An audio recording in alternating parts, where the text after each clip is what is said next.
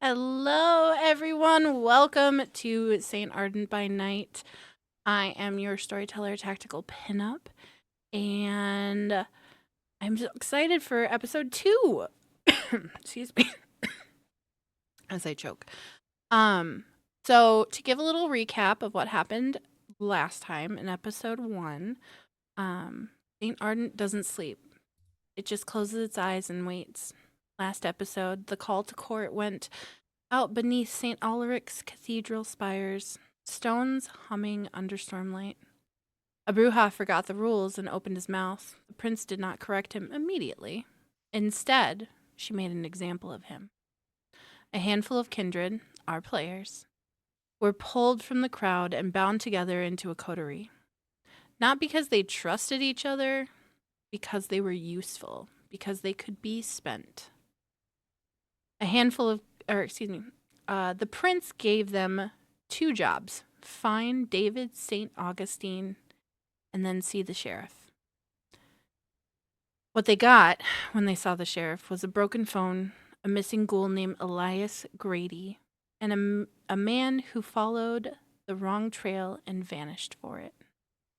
In the Glass Quarter lab, with the help from a Nosferatu who enjoyed the moment a little too much, they pulled data from the wreckage, coordinates, voice memos, fear recorded in fragments.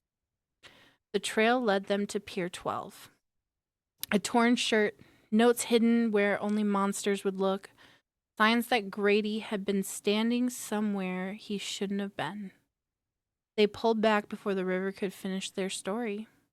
They regrouped at Mistress Lux's haven, cracked the last message together. One phrase stayed behind when the rest fell away. The roots. And that's where the night cut off. And that's where we pick back up this evening. So let's say hello to our players. And we have a new person. Yay. Hello, you guys. They can hear you now. Hi. Good evening. Hello. Good evening. Ian, would you like to introduce yourself, since we introduced everyone else last time, and tell us who you're playing? Sure. My name is Ian. I am a sort of veteran perma GM, so it is very exciting to get to play in a game. So I am pumped. You can find a lot of my content at the Beloved Nerds. And tonight I am playing David St. Augustine, your worst college professor. Perfect. All right. So I don't have any other announcements or anything like that. Again, just a reminder, merch is live if you want to type !SABN merch. You'll be able to pull up the link. There it is. And we have our little merch. And again, all of the money that's made from that merch will go into a pool for if we're ever able to do fun things like, I don't know, do a live game at a convention or whatnot.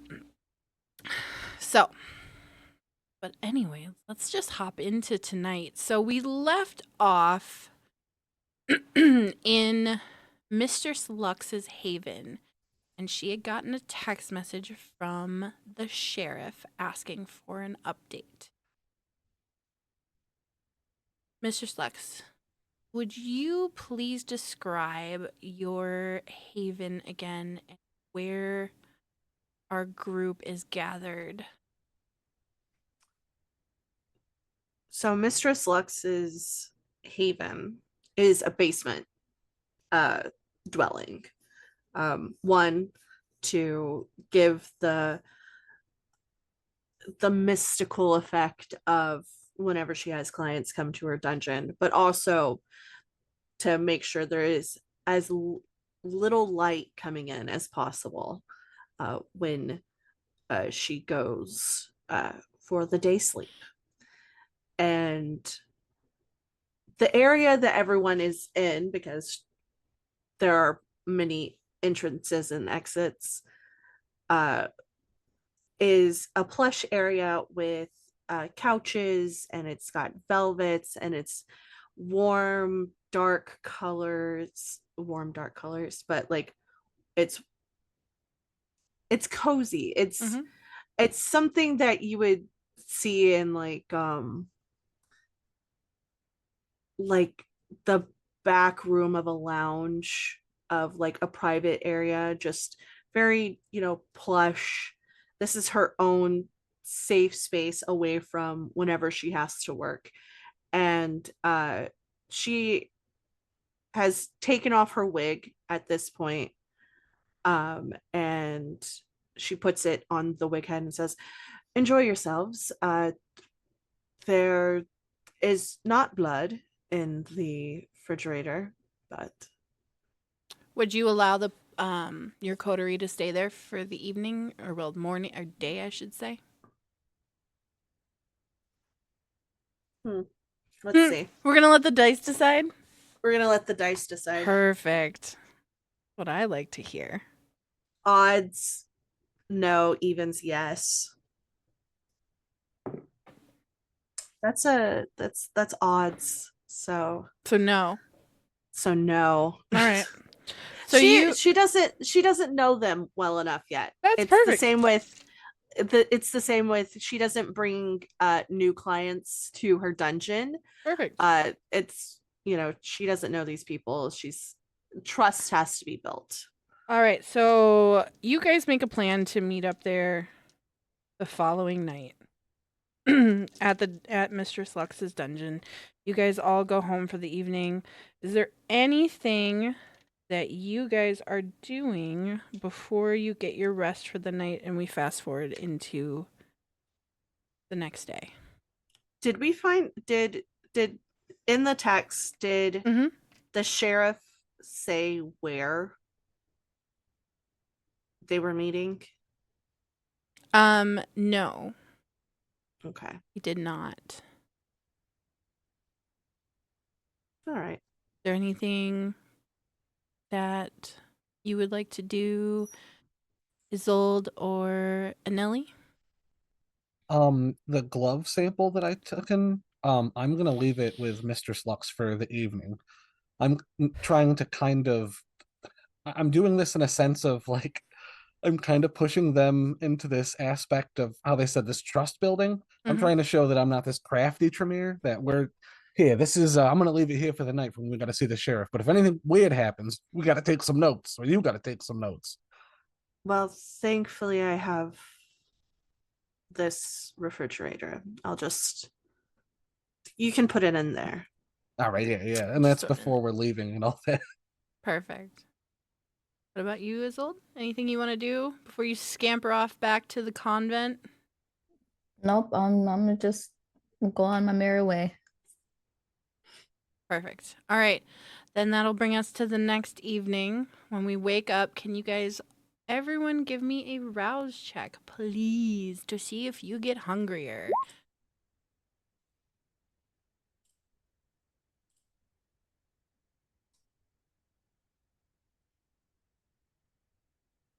I have succeeded my rouse check. I have also succeeded.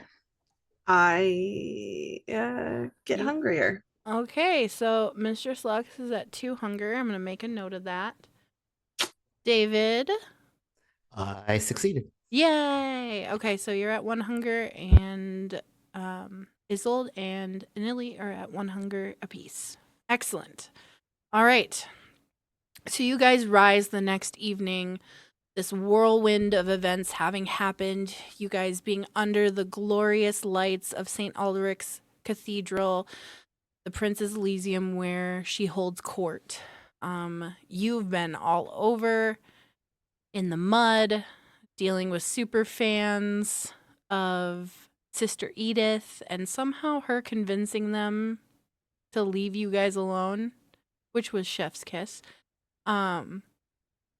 But you guys do what you have to do before you go meet up with Mistress Lux.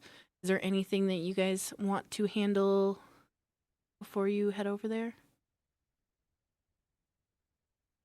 Could I just say in like the success of this rouse check, this rouses your hunger, but I'm just gonna say that I went back to Saint Ephraim with our beloved Cadith. Gave me a ride, you know. Mm-hmm. But I think I tried to stalk some of the halls of Saint Ephraim and did find maybe a nice little snack.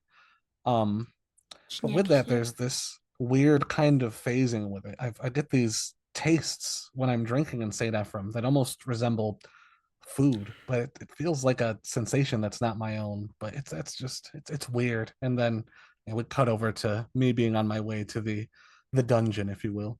The dungeon. Dun dun dun. Lovely.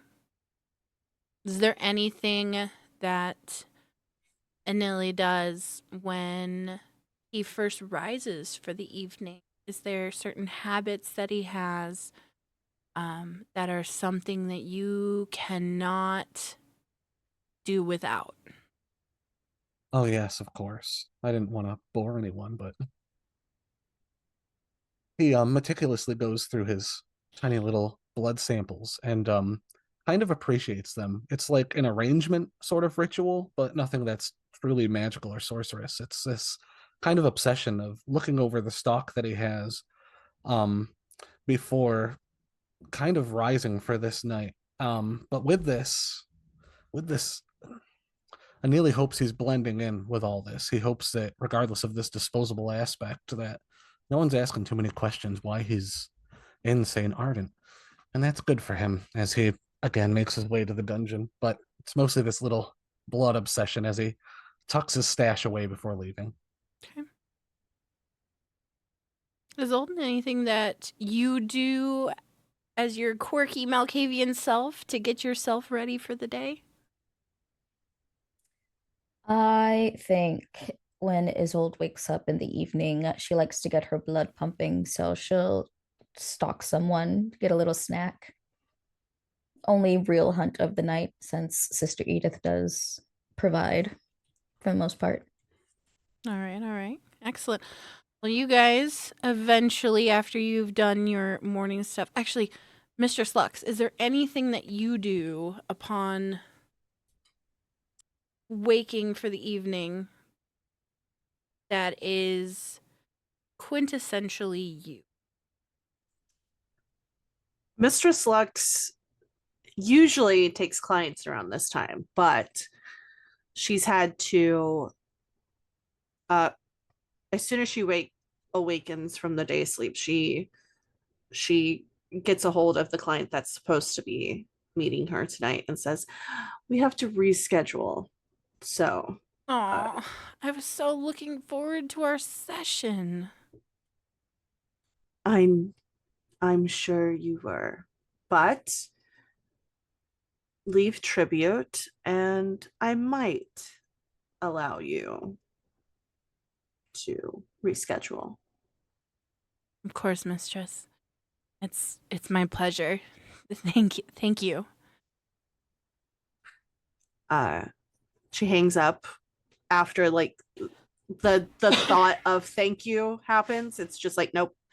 But she would have turned on this LED light that's outside the dungeon window, like the the window that is towards the street, and it's a snake. It's a green, it whenever it's lit up, it's a green snake, and she just looks at it, sighs. Well, I don't get to have fun tonight. Let me ask you this. Does Mistress Lux, even though modern technology is forbidden, does Mistress Lux have like a Cash App or a PayPal? Oh, for sure. Okay. For sure. Okay. So Like, so Cash immediately App, random wish list that people can amazing. So give gifts. immediately after you hang up, you get a ping on your device that states that $1,000 has been sent to your Cash App. Responds with like a kiss, like the little lips emoji, and that's it. Perfect. All right. So you guys now make your way to Mistress Lux's dungeon. There's only 2 of you this evening. Unfortunately, Ernie and Sister Edith. Sister Edith had a big live stream that she could not avoid this evening. So she is unfortunately unable to assist the coterie. And Ernie,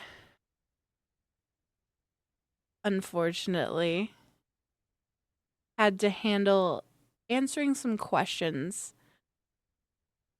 because there was rumors about how he performed as a caitiff, but yet in a Tremere fashion, and elders have some serious questions for him. So unfortunately, he's not able to join us tonight. So you guys make it. Isolde and Anili, you make your way to Mistress Lux's dungeon. Upon your arrival, you see in the window the green snake. What do you guys do? These fucking setites, I whisper in my head. Isolde? I'm saying that's pretty fucking cool in my head. But I guess I'm gonna make my way down because we know the door we've Making been my there. way And I'm downtown. gonna give her the special knock, the tap to the tap, tap, tap, tap. In classic fashion. Yeah, I can't hear it. Can't hear it. The two Mike's too shaves good. and a haircut. Yes. Isn't it? Yeah. I think like before it gets to the dun dun, Mistress Lux opens it and says, "No." I'm here, aren't I? Hey, we got some work to do. Isn't there a secret knock I should know? And I like say that like expecting to be let in. Like She just goes to. She's still holding the door and goes, 1, 2, 3. Like knocks 3 times. A standard knock will do you. banded, efficient. I can get behind it. You still got the glove? It's in the refrigerator. Perfect. Were there any updates from the sheriff besides the text you sent last night? Mistress Lux, you did get a text message. Now that you think about it, you got a text message from the sheriff simply saying the Seneschal wishes to meet with you after you all locate DSA evening. Okay. Interesting.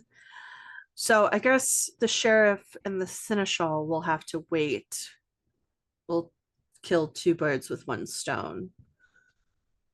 We have to find that David. Well, do you know anything about him? Them? Nelly, you, because of how much time you spend at the campus, you know that David St. Augustine is a professor there.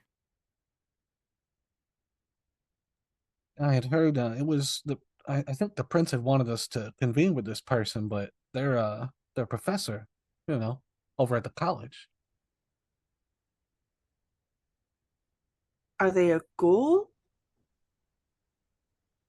Honestly, I got no idea. I almost thought, we were going to be looking for them the other day at the pier, but it's Mm. as far as I know, I don't think they're a ghoul. I think they're, kindred. You have no idea. You have never crossed paths with David. He mostly keeps to himself. I'm gonna pull up for our viewership a picture of the college campus, and David typically spends most of his time over in Whitby Hall, which is the folklore building. You might know that, Anili, with how much time you spend on the campus. Do like a roll, I can do some kind of awareness or Let's do. academics and intelligence.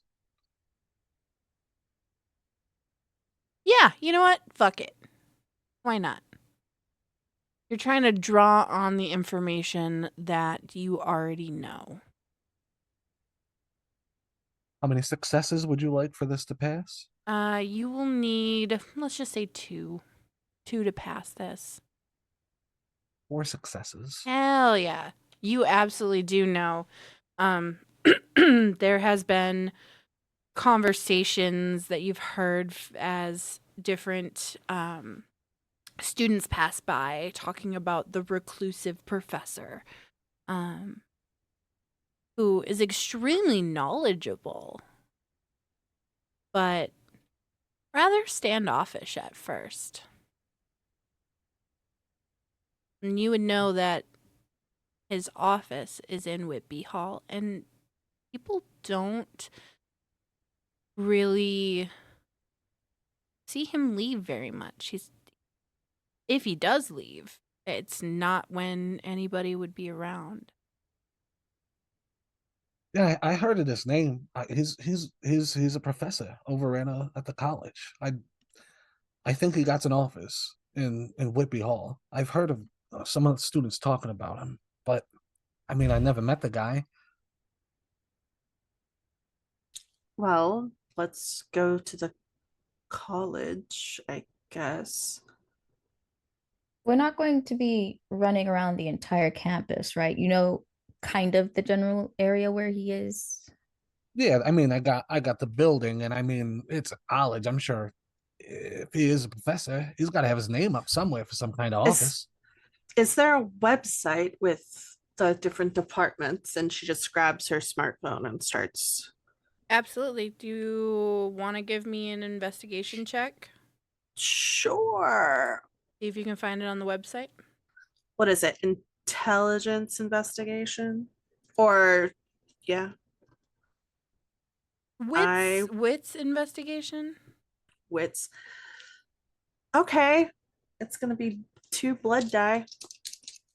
And 'Cause I have the nothing in difficulty for this, investigation. the difficulty for the threshold is 2 successes. Okay. Be nice to me. Okay. Well, one of the die, because they're both blood die, one of them is a messy critical, and the other is just a success. So How many successes did you get in total? 2. So just 2. So one is not. So it wouldn't be a messy critical then, because it Okay. has to be both. Of It's just fanged. That's why I was just like, well, Yeah. It would have to be. So you would have to get both of them one fanged. of your one of your successes has to be the fanged one, and then you can have another 10 on a regular die, or they can both be on your blood die, either or. But if you just have one, it doesn't count as a critical. So it's 2 successes. 2 successes. Perfect. Awesome. So after about 5 or 10 minutes of just scrolling and like looking through, because this website is not set up intuitively, you can tell that the IT department who set up this website gave 0 shits. They're not paid enough and they didn't fucking care. But eventually, after you go through link after link after link after link, you finally get to the department of folklore. And right there's no picture, but Professor David St. Augustine and his phone number and website and office room number. I think she opens the website in a different tab and then copies and pastes the phone number into like to dial it and just calls. David, where are you right now? Would you be in your office at this hour or would you be elsewhere? So, what time is it? We'll say little after like 9 p.m. Yeah, David at that point would probably be rolling out of his office to try to locate a campus or slightly off campus bar. Okay, well then, how about this? I will roll a die, and odds you are just walking out the door, and evens you've already left. All right? Okay. And we got a 6, so David has already left. The phone rings and rings, and then you get David's voicemail. And office hours, he lists his office hours on there, and they end at 9 p.m. So you just missed it. Well, he's not in his office, which means he's probably not on campus. Yeah, I mean, if we really want, we could head over there. I mean, I wouldn't mind just asking a few questions. I used to major in anthropology, so if there's any students about, we could see if they've seen the good professor anywhere. Maybe we could track them down the old-fashioned way, like a gumshoe. Sure. I feel like this is turning into a wild goose chase. Just slightly. So you hear the Malkavian Madness Network as you say that. Here we go again. Goose, geese, run amok around. I fucking hate geese. I look at them weirdly when they say that. Just it's on repeat in your brain now. Madness Network, just whispering it.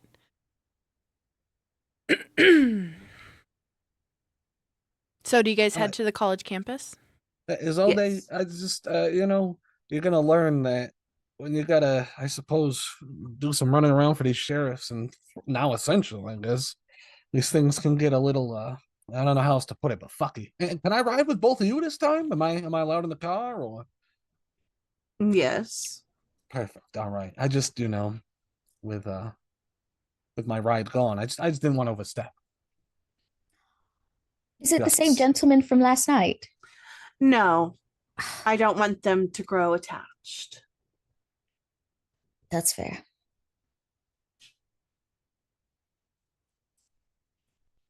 It is whenever we all walk out, whenever the group walks out, because this is in an alleyway. The exit that they go through is in an alleyway. At the street, at the entrance of the alleyway, is a black Suburban with like blacked out tint, and outside is a woman this time. and she's kind of dressed in like a suit, and has like blonde hair. Absolutely. Is she a sub of yours, or is she your driver, your ghoul? Well, Mistress Lux doesn't have ghouls, Okay. so she doesn't do the ghoul thing. She, after being a ghoul for a while, she kind of learned that she's like, well, but it is someone who has expressed interest in becoming not a sub, but to learn the art of doming, All right. basically. She, as you approach her, the rain from last night, the sleet has turned over into snow, and big, fluffy snowflakes fall. Some landing on your nose, melting. But they are the big, fluffy flakes that kind of defy gravity. And as you guys approach the big suburban, the woman is standing tall, very confident woman, skinny black tie, black suit with a white button down, crisp. You can tell that she pays a lot of attention to detail. And she immediately goes to the passenger side door and opens it for you all to get into the back of this large, nondescript, so we don't get sued, suburban.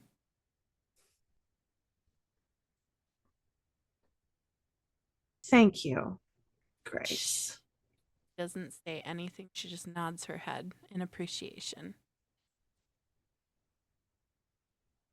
Nod, and I slide in as well. I would try to, like, I don't know how else to put it, like gentlemanly, like kind of motion. I would assume that Mistress Lux would take the lead with it, but I'd try to motion like after you. Mistress Lux ignores you, and she just gets in. She just pushes past you, without even hesitating. She pays no attention to you being a gentleman and just like nodding your head and gesturing.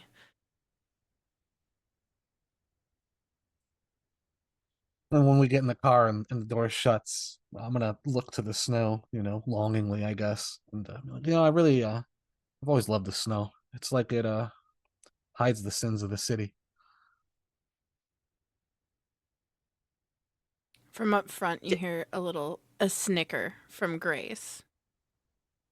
And a mutter under her breath of, well, clearly you haven't seen freshly driven on snow. I think Mistress Lux just rolls up the window and says, Grace is unaware of things, of what I am. So I'd like to keep it that way, at least for now. Is she like an apprentice? Yes. I've had a few apprentices throughout the years. Some turn out to, they don't have the stomach. So she's on a probation, as it were. I see. I don't like pouring my energy into things that aren't going to stick around. I'm just nodding solemnly as you say it. I don't respond to it. I let it linger. The car starts moving forward as you guys make your way towards St. Ephraim's College.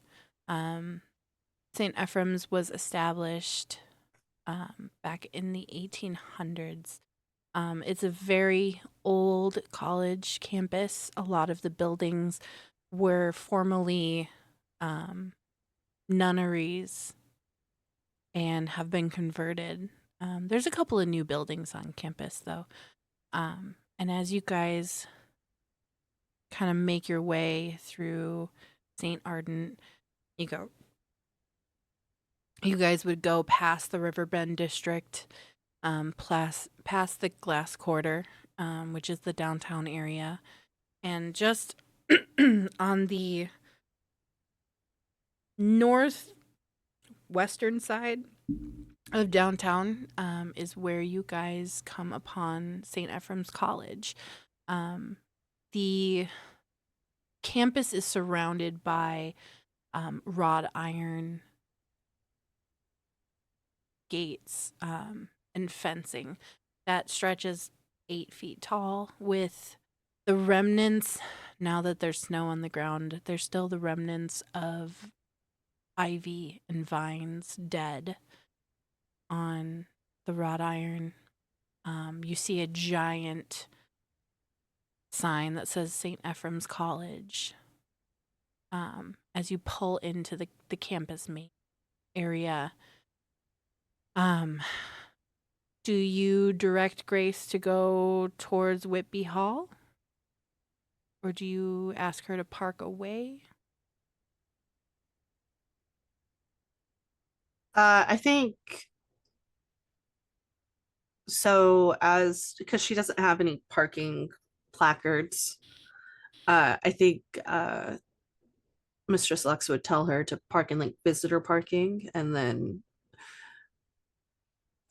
we'll go by foot. Easy enough. So visitor parking is going to be over by the dorms on the college campus, which is going to be in the exact opposite side of the campus from where you guys are. But it's a relatively small campus, so it wouldn't be too difficult to make it over to Whitby Hall from there. So you guys park in the visitor parking right outside of the administration building and the dormitories. And you guys will need to head west towards Whitby Hall. And Nelly, you would know kind of where you're at. You also would know where the chantry is located on the college campus, or I guess since it's in St. Ardent, they're a little bit less strict about it. You would know where the Tremere gather, so to speak, and spend most of their time. Since we're by the dorms, I had an idea, and I don't know if we could run with it, but I have contacts. Could I do a sort of contacts roll to see if there's maybe some college kids that I sell substance to from time to time that might have heard of this professor and maybe can tell us a little bit about him, where they might hang out? Yeah. Absolutely. Absolutely. What would you like rolled for that?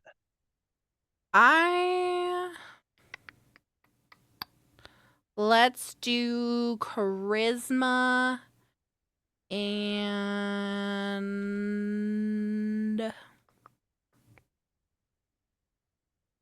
let's do charisma and streetwise. All right. How many successes would you like for that?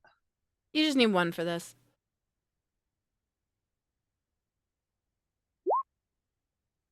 2 successes. Heck And yes. I'll give you something to work with too. So I actually I know some of the students who go around here. I'm sure some of them are in the folklore and studies like that. We could pop in really quick. I could just ask around if you guys don't mind. Might save us some time. Sure. Go for it. Just give me a sec. I'll be right back. Right back. And I'm really trying to not split the group, but I'm just gonna like kind of jog off really quick, just up to a dorm that I know where there's gonna be kind of your miscreants, if you will. Yeah. There's you actually end up at the dorm room of Shani, who is one of your regulars. Complete pothead. How she has not flunked out of St. Ephraim's College, it's probably because she is getting her degree in philosophy. She is constantly hitting you up for weed. You get some of the good stuff from from Buffalo, but Shanny, it was Shanny, right? Yeah, Shanny. Oh, Shanny, hey, I was looking for you. How you been? Oh my god, I just smoked my last bowl. Bro, Your last one? yeah, my last one. Please tell me you got some. I like anything. I don't care. Sativa, indica. I Bro, pat down my pockets. I'm like, Danny, I'm honestly, I could go grab some really quick if you don't mind, but I'm trying to look for a Professor Augustine. I think you did you take any of the folklore? I just I didn't know mean, his. yeah, it was a prereq for my degree, dude, but like I mean, yeah, I can wait. Like I'm fucking high right now, bro. Like I'm fucking I'm fucking high. So we good, but like if you could hit me up later, I desperately need, that good. So No, I got you, but like this is the thing, right? Is I went past the hall over there. I went to the God damn it. I went over to the Whitby Hall, and it's past 9. He's out of class. yeah. Do you know where he hangs out at all? Where I could find this guy? Because the thing is he's just. I'm trying to take some more of these courses, but I need some tutoring too, and you know how it is. Yeah, bro, yeah. Sometimes he hangs out down at the Cobra Chicken. The Cobra Chicken. Yeah, that bar down the street. It's supposed to be a joke. Like, haven't you heard of it, man? Like, Wait, yeah, the bar that you passed out at, where they drew the mustache on your face. yeah, man. All right, the COVID. Yeah, all right. No, Yeah, I the got you. Cobra I got a good. Yeah, Chicken, cause whatever. you know I'm how. gonna hook you up extra for this. I just got to take care of it, and Ah, I got bro. you. Yeah, can we get some indica this time? Like some God's gift would be fucking mint. You know I'm gonna try my best for you. It'll at least be indica leaning. But thank you for this. All right, man. I'll be back as soon as I can with this. And I'm Don't just make trying an to like ass out of yourself there. Like, seriously, do not drink. Do not drink the Long Island iced teas. They will fuck you up. They make them in a batch, so as it gets down to the bottom, the alcohol's all settled and shit. And so, like, you never know how strong the drink's gonna be. Anyways, honestly, yeah. I mean, as long as they don't got a stage, I might get a little tipsy and do some improv, and that would not be good. Well, I'm gonna go watch Rick and Morty, man. Enjoy my high right now, and maybe like get some snacks. Like I I can think I get one got then. pizza rolls, bro. Okay, Hey, those dude. pizza rolls. Yeah, no, I'll be right. Yeah. I'll be back with your shit. I'll get you. Yeah. Relax. You're a Yeah. lifesaver. I see. I see. Nah, I see. man. You the homie. I'll catch you later, dude. Yeah, I try to scurry my way back out to the parking She lot. shuts her door, wanders off, and if you can hear just like all of a sudden the TV come to life and fucking Rick and Morty's on. What about the slut dragons? I don't know what the fuck. I go out to the parking lot. I meet up. They were watching some shit with like a pickle, but all right. It's we don't got to go all the way to the hall. I heard this guy. He hangs around one of the bars. The Cobra Chicken. Kabara? Cobra Chicken, Cobra Chicken. It's a bar right around the All corner. of I've a been there sudden, before. all of a sudden, our little Malkavian hears gooses are Cobra chickens. It's the geese again. You said something about geese? Yeah, a side eye. Don't worry yourself over. Cobra Let's just go. Cobra Okay, chicken. Okay. Don't ask questions you don't want answers to. I personally hate geese. Me too. Well, let's go to the goose bar. If he's not there, we can always go back over to Whitby Hall and maybe wait him out. If he, I don't know what his hours are like, but yeah. Well, it said that his office hours go until 9 p.m. So we had just missed him whenever I called. Yeah, it's roughly, you would figure right now it's about 9:20 in the evening. So. To the bar. And I in my head, I went and asked these college students because I do know where the Tremere congregate, but the Tremere don't give out shit for free. In my head, I'm sitting there like, all right, I'm just avoiding trying to ask for any more fucking favors around this college because these motherfuckers are savage. All right. Well, Shall we head to the Cobra Chicken? are you guys gonna walk or are you guys gonna take the vehicle? Take the vehicle. I think Mistress Lux wants to look at David's website because she's used to doing research on her clients, and so she wants to have like a leg up. Be Yeah. like, all right. David, do you Let's- want to talk about a little bit that would be in your bio on the college's website? Yeah, I think that probably, the bio, you think the bio would have a picture? Or we've already established No, that it doesn't. maybe not. Good. Okay. No, David Um, David does not like his picture up on the website for obvious. Yeah. Good. Okay, good. So the bio would probably tell you a lot about the courses he teaches, his experience as a folklorist that's traveled all over Eastern Europe, mostly is his area of focus, and that most of the courses, oddly enough, that you see would be like online courses, but he does have on occasion one lecture course that he does, that's like a 7 to 8, 15 lecture Tuesdays, Thursdays. Probably a grad course, like a Yeah. graduate course. Yeah, something like that. But other than that, it's just sort of his curriculum vitae, which has a number of the publications that he's done, which is surprisingly low. And it would probably also tell you that he is an adjunct professor, not full professor. He has not gotten tenure. No tenure. No tenure.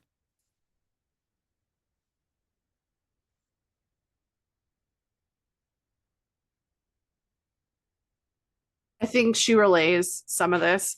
It looks like he might. Is today Tuesday or Thursday? No. Okay. It looks like he has online courses mostly, which is interesting. But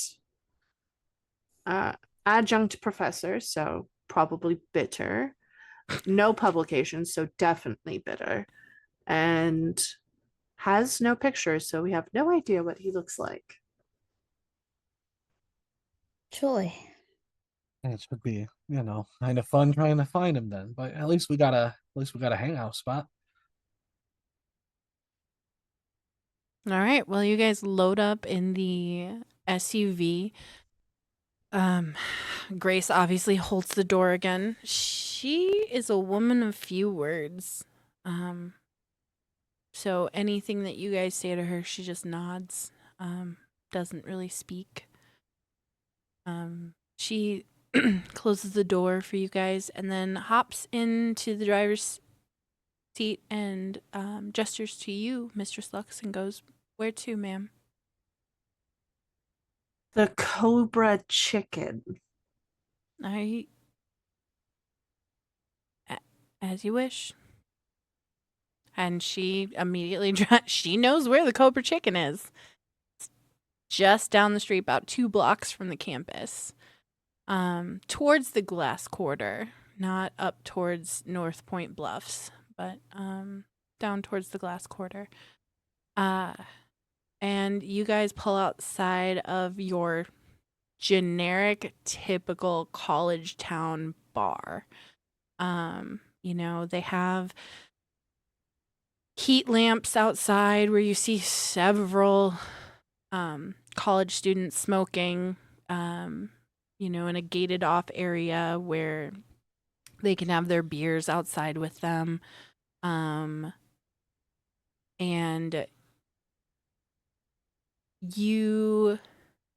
it's not like a club, like it's a genuine bar. So you don't hear like your typical club music, but you would hear like alternative rock, moody alternative rock playing over the speakers. And as you enter into the bar, is there anything you guys want to do before you walk in? No, I think I'll try to swagger in with the group in a sense. I'm gonna obviously try to blend in and look nonchalant, not like a gang of people looking for someone. Right. Mistress Lux is going to activate awe. You're gonna activate awe? Of course. Potential clients.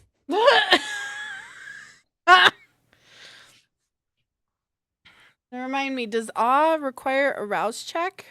It does not, I Is it- believe. Hold on. I believe it's free because it's a level 1. Oh, there went my books. There went my books. Because I am not super So it's familiar. presence. Right. Presence. Awe is free. But if somebody wants to like roll against it to like try to not be, it would be manipulation and presence versus composure and intelligence. I mean, these humans aren't gonna know what hit them, so Yep. they're not gonna do anything.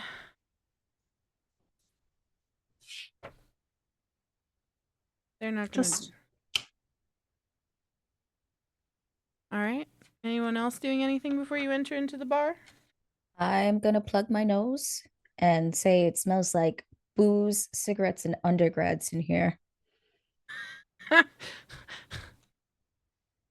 Couple of the undergrads, juniors in college who are out smoking overhear you say that, and they just look at you like, what the fuck? But then they see Mr. Slux, and they're captivated by her very presence. You guys walk in, and you guys are the exact opposite of non-conspicuous with Mistress Lux popping awe. It's as if the entire bar stops. They stop playing beer pong in the corner. People playing darts stop and turn to see who has walked into this bar. is there anyone not turning? I was just going to say, you want us to roll investigation to see if we see someone not being affected? David, would you counter roll it, do you think? No, I think that he would be in the middle of like sort of, for lack of a better word, holding court with some undergraduates, like in a corner of the bar. Talking about And philosophy. talking about like telling some stuff, like the story I imagine he's telling is something like, well, so the thing is the best drink I ever had was in a bar in Hungary in the north, in Debrecen. It was a town, and they mixed this beer with a Palinka, and you can't get that here. You cannot get that here. But chefs, and then I just like stop mid sentence when I feel somebody captivating, but I will not resist it. No. Okay, great. All right. Well, this is going to be harder than I thought.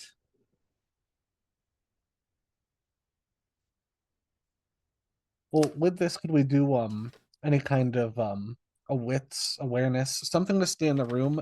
Like, I don't mean it in like a bad way, but I'm looking for someone who kind of doesn't fit in with the crowd in a sense. mean, Someone who does- would be a professor, an older gentleman. Would you like a storyteller hint? Yeah, sure. I mean, I don't Do mind any rolling of you either. guys have aspects? We do, and I was looking at Nope. Sense the Unseen. I believe I do. I But do not. I don't think Fine. you can read auras with like Sense the Unseen. Mm-mm. Nope. And sadly, that's as high as I got. Well, that and Unerring Pursuit.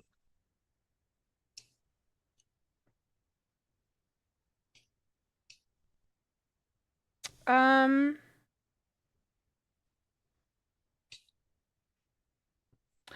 you know, no, sense the unseen wouldn't However, really fit.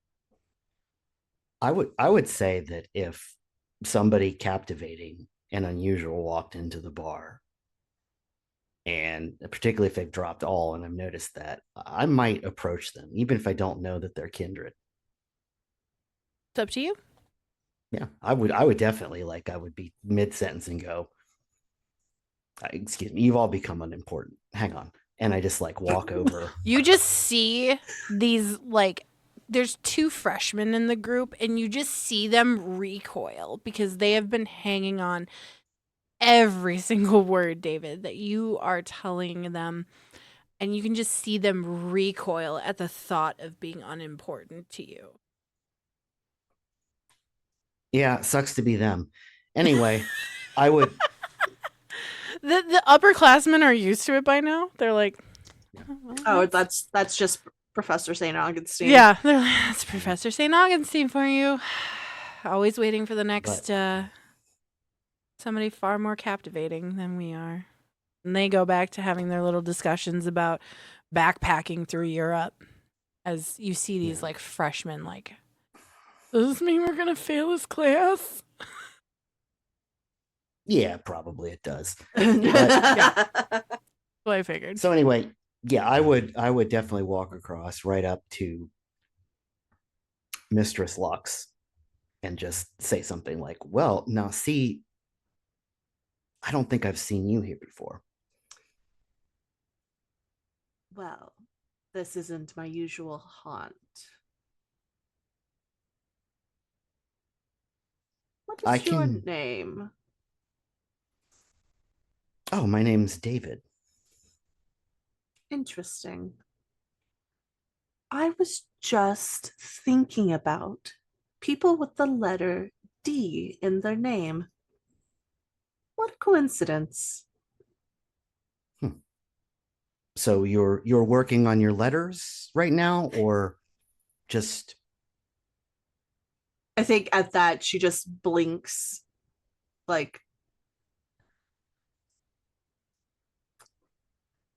you're exactly who I was looking for. Can I buy you a drink? Oh, well, if you're going to, it's not going to be here. The drinks here are terrible. Oh, I'm sure. The Cobra Chicken is only known for their Long Island iced teas, and it's only because it's all alcohol and a of Coke. Yeah. And they have probably quarter nights. Oh, yeah. On a Wednesday. Absolutely. Absolutely. $5, you can get a bucket of beer. You can get several bottles on ice for $5. It's your typical shitty college hole in the wall bar.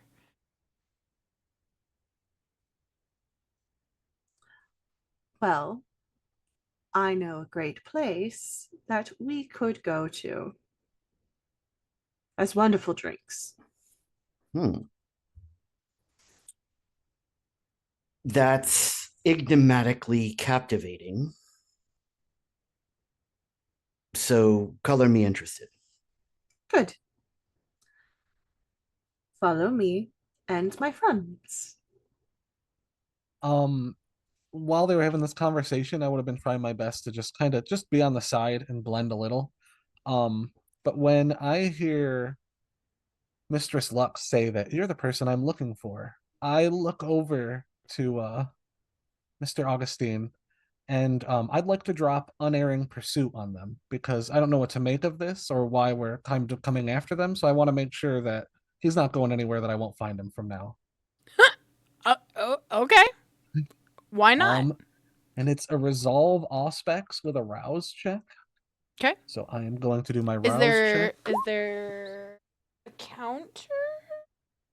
On my notes, I just have I create a bond with a target to spy on them. It's a resolve aspects with a rouse check. I can look into it harder though. What is the discipline? Unerring pursuit.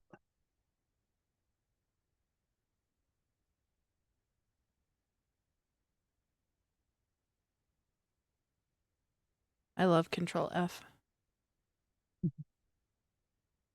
I just want to make sure that I'm able to. Is that one blood sorcery or is it? I'm trying to remember. It's all specs.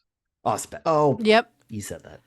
Yeah, it has a dominate component to it. Where is it?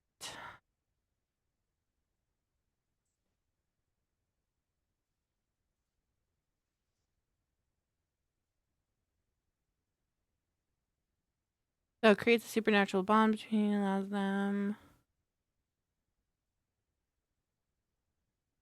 over the course of a night or okay. Yeah. What was your rouse check? My rouse check was a success. Excellent.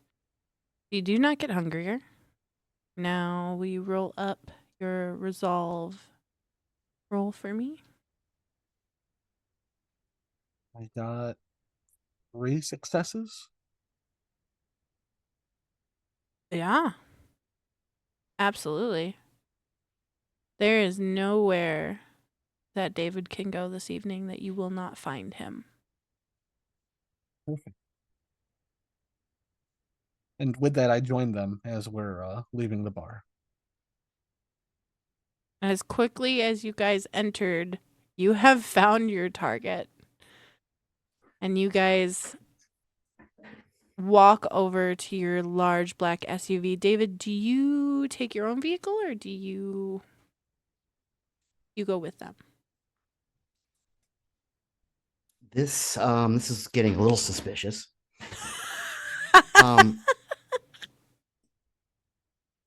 So I kind of stop. I'm like, so I didn't quite get all your names.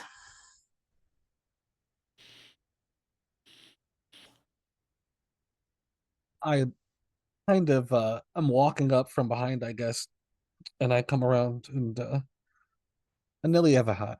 Pleasure to meet you. You may call me Okay. Mistress Lux. And I'm Isolde Blackthorn. What a colorful cast of names. So you mentioned you were looking for me?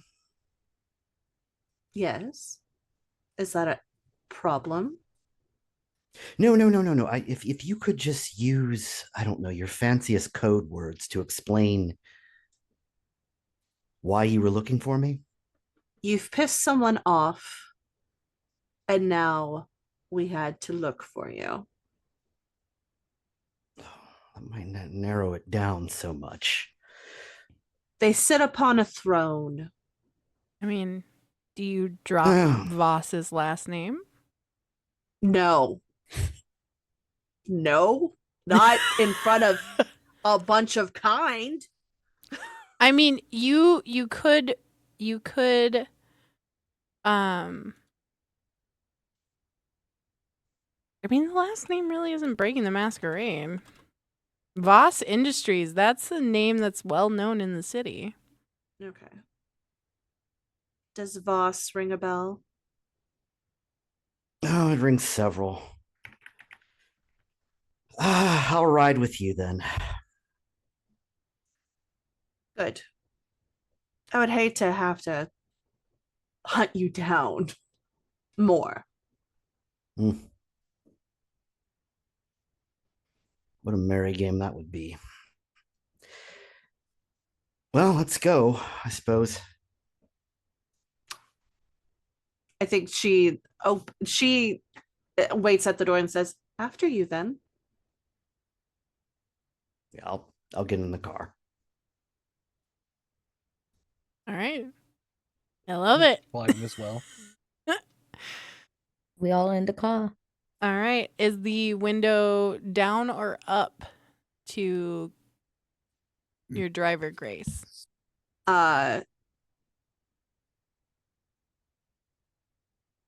Down right now.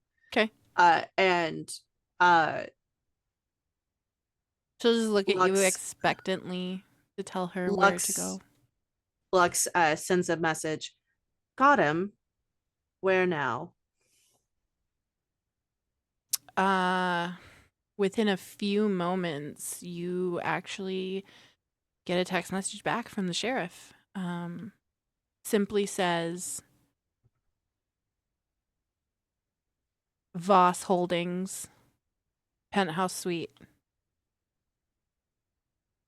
You would know you would know that that's where the Seneschal's office is. That's where the sheriff's office is. That's where the prince's office is. To Voss Holdings, Grace. She just nods. And then she rolls up the window. Perfect. All right. So as soon as everybody gets in the car, is all settled in, Grace begins to drive you guys towards the Glass Quarter downtown area to the tallest skyscraper in the city. So what did you do to piss off the prince?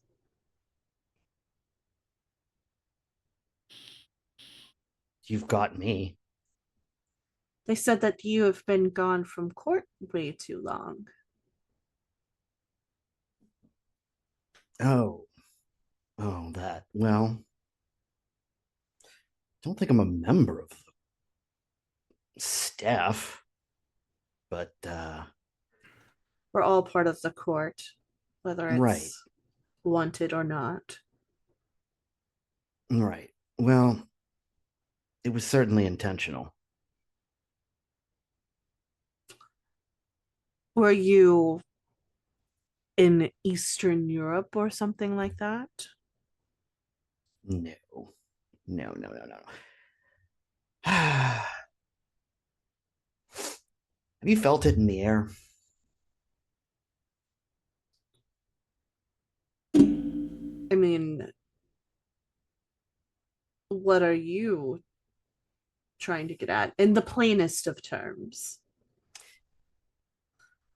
In the plainest of terms, and sometimes things can't be put in the plainest of terms, and I hope you understand that, but the city feels changed. There's something wrong with the river.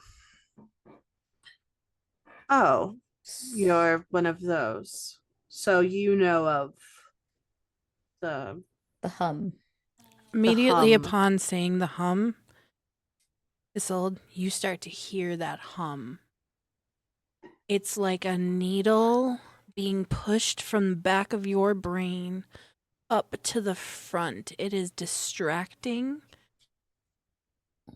It breaks your concentration with the conversation. You feel the madness network fighting against it within your psyche. Are you working with Elias Grady? No, this is more a personal feeling. Let me see. So no digging around in the river, as it were. No. I don't need to dig around in the river to know something's wrong with it. What do you think is wrong? Well, I haven't worked that out yet. Don't you think the prince should know what's going on in their domain? Sure. I'll let them know. Okay. But if you think that I would look, I'm an academic, and if you think that I would report to a prince that the river feels weird without some kind of something more substantial. The plants, the roots, the text, the hum, the plant. Where's the plant? Someone took a sample of the plants. Oh, it's in the fridge in the dungeon still. I didn't bring it with us. Shit. Kind of fucked up on that. So you immediately, upon saying the roots, hear this cacophony in your mind of the Madness Network, as if it all the voices rose up at once. The roots, the roots, the Shut up. roots, Shut up. I know. the it's roots, Shut up. the roots. I know it's the roots. I don't know what about the roots, but I know it's the roots. Shut up. That Is, hum, is she all right? that hum is still pressing into your brain, so you have this war going on inside of you right now. Pay me no mind. Nonetheless, what have you uncovered?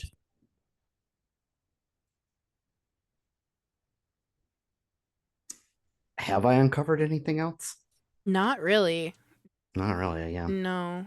David, you felt very uneasy given your knowledge of folklore to this feeling and this sense. You've experienced the hum yourself.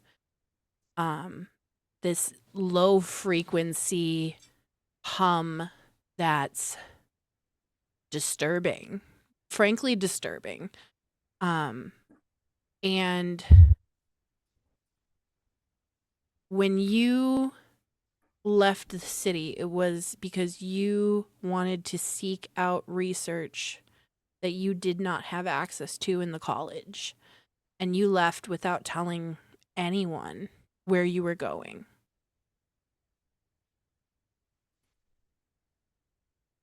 Yeah. So full disclosure, I have some anxiety about this. This hum. And I thought maybe if it's related to the river, maybe I don't know, maybe looking into sources, perhaps if I could find some of my clan sources, maybe I could figure something out.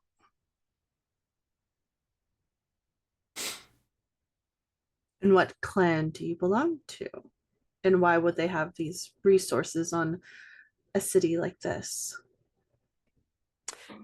Not so much the city, the water. I'm Clan Lasombra. Oh, Tell us how you really Okay. feel. Raises an eye. And Anili's kind of sat there listening to this, and without even kind of a roll, you can just tell that Anili kind of wants to really ask some questions, but he's doing his best to just absorb while we're on this ride. what would the Lasombra know about water? I mean, I don't know much about the clan because, well, I've always been told to avoid you and some of the other ones, but Well, admittedly, I'm not an expert on Lasombra lore. And if I were, I wouldn't really be at liberty to discuss it. ooh, But take heart that I don't know. But I So- wouldn't tell you.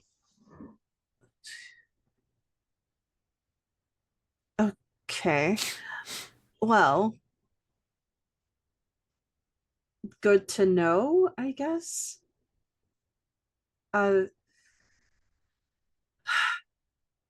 um, Are- so Are you all Hmm. in over your heads? yes. I Hello. Great. Yes, I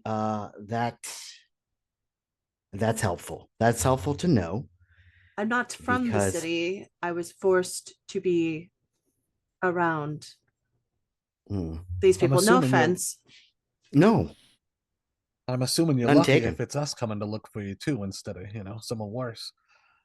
True. Yeah. I that has not escaped me.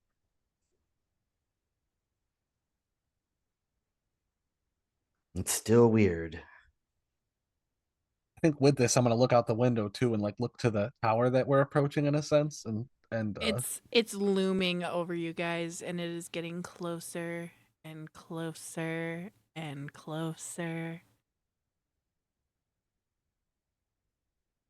maybe I could say that we might be lucky and maybe learn a few things while we're here, but I feel like this has nothing to do with luck. What do you, I mean, you're a folklorist. What brought you to the city? Are you from here? Yes, it's a job.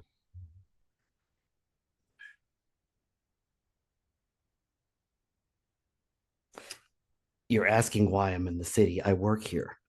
Yes, I understand that you work here, but I don't know what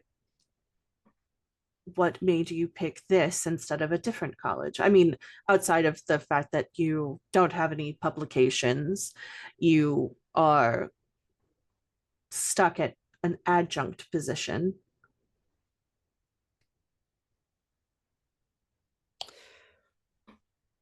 I feel like you're insulting me. Are you insulting Yes. me? Yes. Oh, I appreciate the honesty. Honesty is the best policy most times. Well, let me explain this. I don't have a lot of time, at least before, to write articles because I'm an alcoholic. Okay. Now, it's quite difficult to write articles because the computer blows up when I try to touch it. You could type on a typewriter and then give it to a TA. Isn't that what they call them? Teachers' assistants, research assistants. Yes. So let me tell you, it's been an absolute joy that not only do I have to go to irritating faculty meetings, but there's a whole new faculty meeting that I have to go to. So there isn't a lot of time to write articles. So I'm sorry if my resume doesn't meet with your approval. Oh, I don't care about your resume. I'm wondering why you would pick a job here if you're not from here, outside of desperation. Did Well, you come you've solved that mystery then. desperation? Of course. Were you here before you returned? Yes. Huh. Interesting. Well,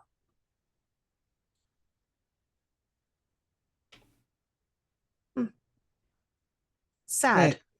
Hey, I've met a few lushes in my time. You know, he don't seem so bad. It's very hard to get drunk now. It explains the bar. It does. It's in that moment that you guys pull up outside of Voss Holdings. There's a knock at the glass window separating you from the driver, Grace. Lux just rolls down the window. Yes. We're here. Okay. Open the door. She immediately gets out and opens the door and stands with her hands folded in front of her, waiting for you all to get out.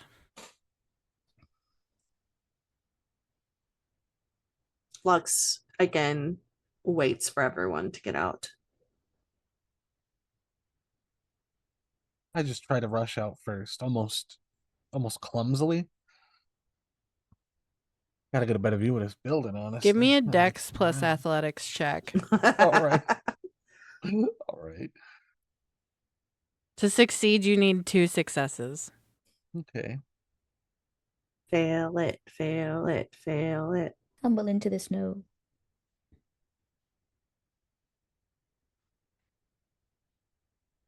And no success. None. You Yes. you go ass over tea kettle as soon as you step out. Somehow you manage to find the one icy patch. And you slip, and it's like one of those like comedic like Charlie Brown moments where the feet come up out from underneath you and you slam down onto the concrete. All right, well, I got. I lay there. I don't even get up right away. I lay there in disappointment in myself. I'm getting out next, and Please don't step on me. I saw how you treated that other guy. Just all of a sudden, a soul gets down and just like starts making snow angels next to you. it looks like so much fun, Emmett.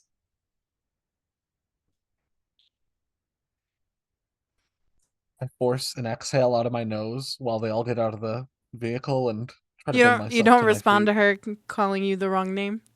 No. Perfect. Mistress Lux gets out last, and she doesn't step on him. She steps right next to him and gets down, not face to face, but just kind of looming over him. You know, you shouldn't try so hard. All you had to do was ask if you wanted to be stepped on. I appreciate the first free sample. I'm trying to like get up as it's said. Listen, I used to be a ninja. I swear, it's this ice. It's Sure. floppily getting on my like hands and knees, pushing myself up.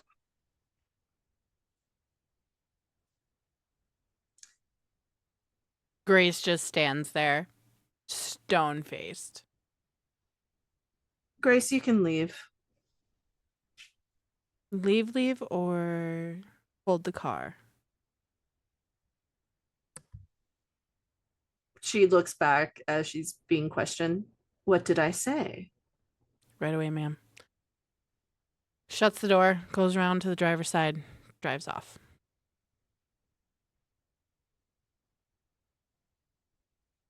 Trying to brush myself up as we walk towards the building. Well, then, shall we see if we hang together or separately? Hopefully separately. I don't know what you did to piss off the prince, but I know I didn't do anything to piss off the prince. All right.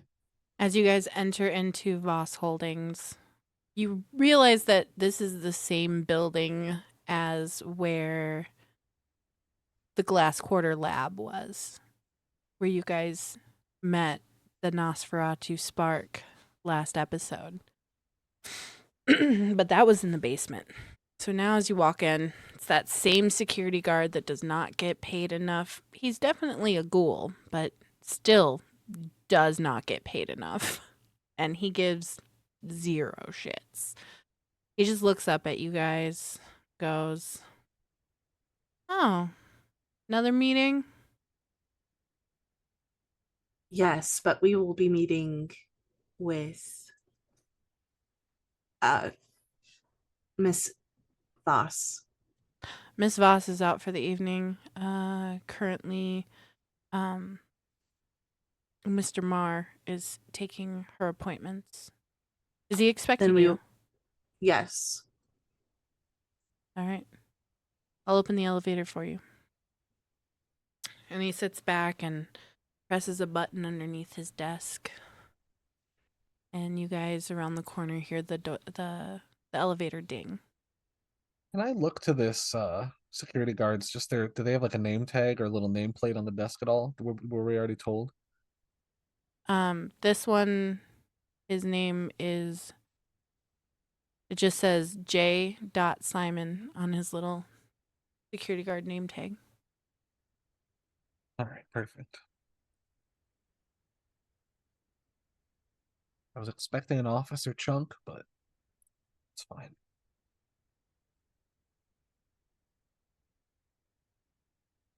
Do you guys go get in the elevator? Yeah, of course. All right. You Yep. guys get into the elevator, and this building has got to be 70 stories tall. So you guys ride the elevator up to the 70th level. It takes a bit. What is going through your guys' minds right now? Are you guys talking to each other? I'm trying really hard to not talk because I'm really interested in any Lasombra, technically. But I'm trying to keep my mouth shut because I want to start asking about essentially what kind of folklore specialties and any anthropology. But and Ellie's just trying to not nerd out in this elevator. This is business time. So you can see he's kind of like biting his lip and kind of stepping from one foot to another, doing his best to just not peep.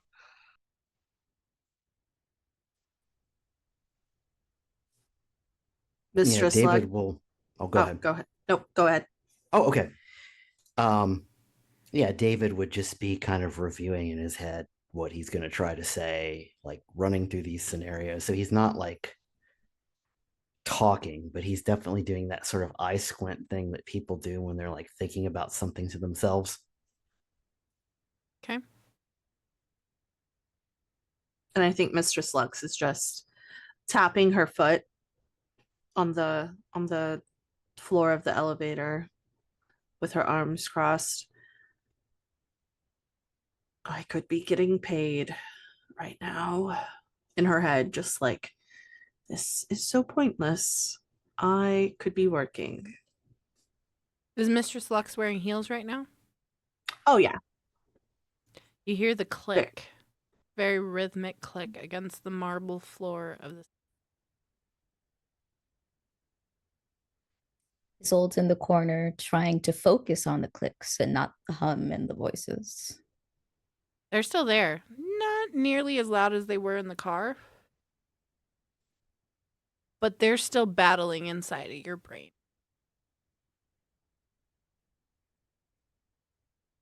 All right, well, you guys reach the top floor.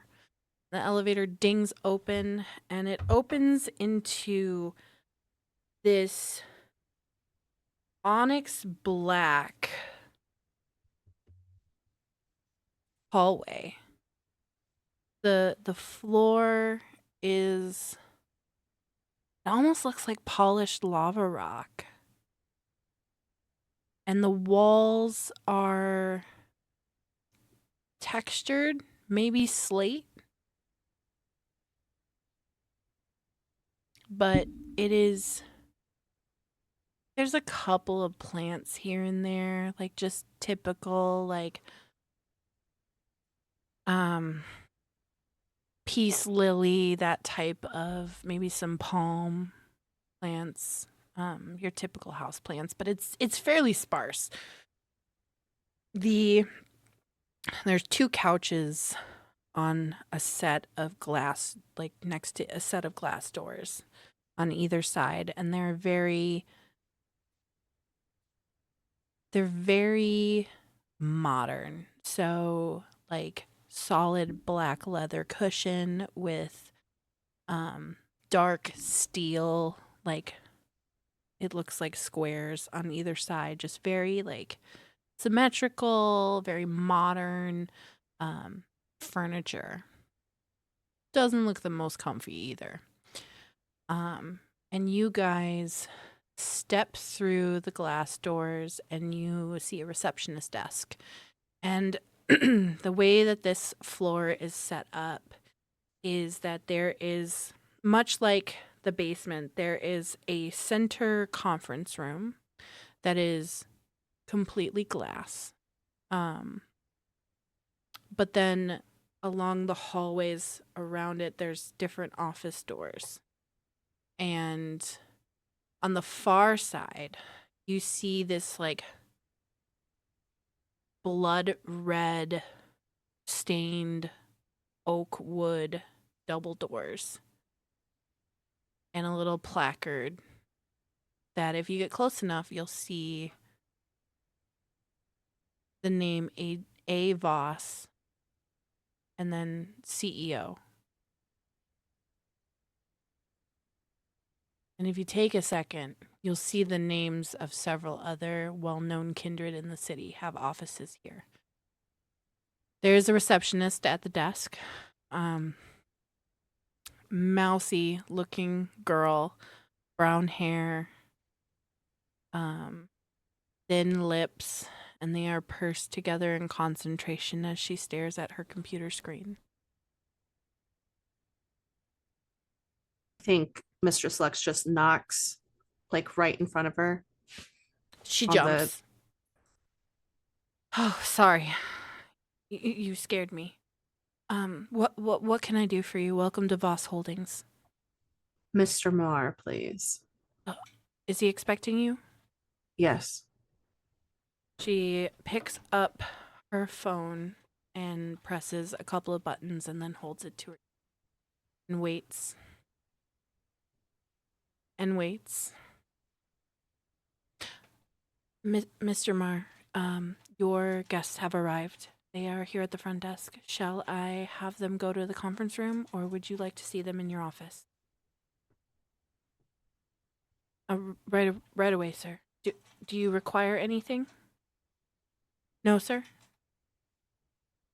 All right. She hangs up. I have been directed to ask you to head towards his office. It is in the back right corner. And she gestures over her shoulder to the right of Adrian Voss's office. And you see similarly stained wood door, but this is a single door. Thank you. She nods.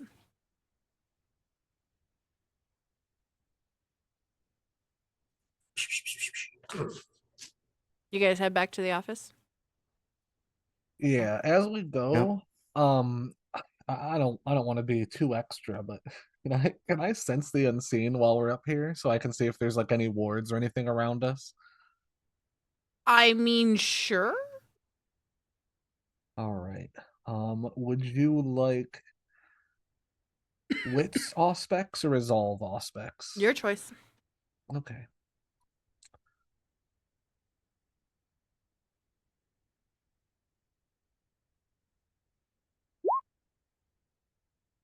So that is, I actually got 2 10s because I'm rolling this separate because D20 is weird, but is that a crit? So one of those. Yeah, that'd be a crit. All right, yeah. I've critted on the sense the unseen. You've messy criticaled. All right, so your beast Nilly likes him some blood. He does, and he's obsessed with it. To the point of recklessness at times. And as softly as you can, as you call up the blood to allow you to have this supernatural ability to see those who do not wish to be seen. There's a low growl that you feel at the base of your throat.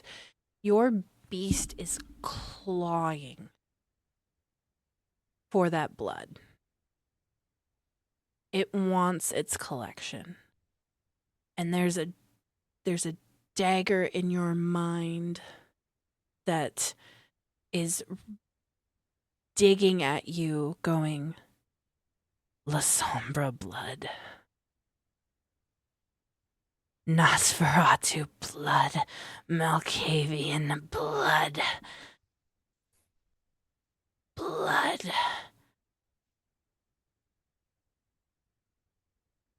And as you're able to now see, there's that gnawing at your gut that is going to be very difficult for you to ignore Your beast is clawing at your throat as though there are nails that have reached up from your gut and are dragging down your vocal cords.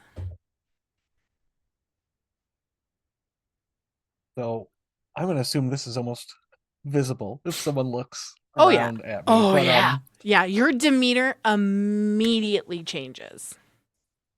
and I'm actually going to start looking to the group that I'm with quite predatorially. And Now honestly, remember, right. this isn't a bestial failure. You All right. still will succeed. It's just your beast is very happy and very active right now. I think with this thought, I've put this idea in my head that I need to collect some of this Lasombra's blood for my collection. And this, if I can control it, this is not the time, but this is a new ultimatum for my night. I need You will some be of this able to blood. control it. It's just, it's gnawing at you. It is need it. very distracting. Never got to try Lasombra blood. Yeah. It's definitely your beast is really excited that there's now a Lasombra in the room. And it's like lusting after your favorite piece of candy or that one baseball card that would complete your collection. For that terrible fall we just saw, I kind of snap into step, and I'm walking as a pure predator. I'm kind of analyzing everything as I walk, and especially my new friends' quotations. with that, so instead of the 2 successes that you would have gotten, it's actually 4 successes. So you actually see over in the corner a group of 3 Nosferatu. All right, I try to glance at them just so they don't know I'm hanging looking. out in the corner. You recognize right. one of them. One of them, Spark. Is it Spark? All right, okay. You recognize Spark. I try to. It's a quick glance. I observe that they're there, but I don't want them to know that I know. And I keep moving, and my eyes are kind of fixed on our new friend, Mr. Augustine. You would notice that Spark's jaw is unhinged and just kind of like hanging there, rocking back and forth. I really quick. I'm just gonna do this again. Yeah, I sadly, when I try to disguise that I'm looking at them, my eyes land on Spark's jaw, and I can't help but frown and look at them really quick. They probably notice. Oh, he sneers right back at you. He sneers, blocking eyes with you. I'm disgusted just for a moment, but my drive is now some blood to collect. Not right now, but it's got to happen. I've got to do this. Yeah, you don't see any wards. You see the 3 Nosferatu in the corner. A little reassuring, but kind of worrying. Get up on their defenses around here, but sorry, we keep in step. We keep in step, but we're looking at our friends weirdly. Any of you guys have do you guys have anybody have high awareness at all?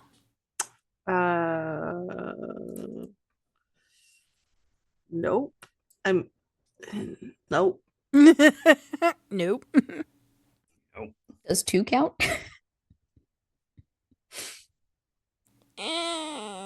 No. I would say like I passively, figured. if you had like a 3, you might notice. If you guys look hard enough at a Nelly, you would notice that there's something weird going on, but you're not quite sure.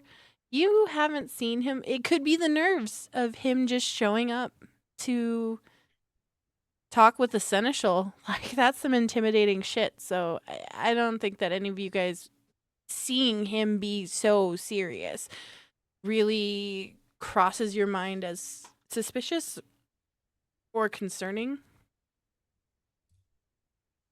But you guys make it to the door, and the door opens as you get to it, as if somebody was waiting, listening to your footsteps click across the lava rock floor.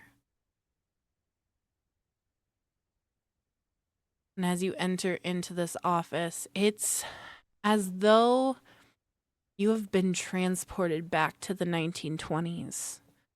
We're talking deep red leather with gold accents, dark, rich woods. There is a fireplace, but no actual fire. It's one of those electric fireplaces. But there's a faint scent of cigar smoke. And softly on a record player in the corner, you hear the scratchy vinyl of soft jazz music. And there, seated before you, is Tobias Marr, the Seneschal of St. Ardent. And his hands are folded on his desk. He is dressed in a relaxed suit, though it has an air of 1920s glamour. He has a 1920s style tie that you would see gentlemen wearing at high society parties, or if you read The Great Gatsby, you might envision. His suit is very tailored, immaculate, in this soft, tan, buttery brown, almost like brown sugar. His undershirt is a muted gold color, and his tie is an accent color of baby blue that matches his eyes. Almost like the blue that you would see as a runoff from a glacier. That crystalline blue. And he just sits there, expectantly looking at you all.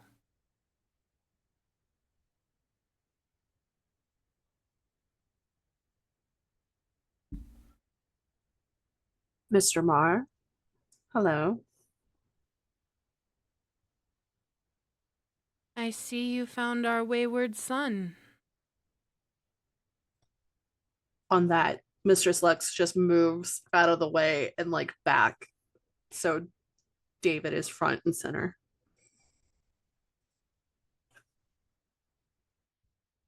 Mr. St. Augustine. Slippery little shadow that you are.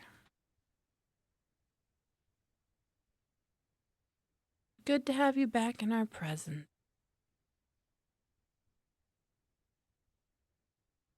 Well, what an honor it is to be back. Is it? And where did you disappear to? I was looking for information. About what? About the troubles with the river and the hum. I am not surprised that a professor of folklore would go gallivanting off to chase down ghosts. So it's ghosts? No, idiot.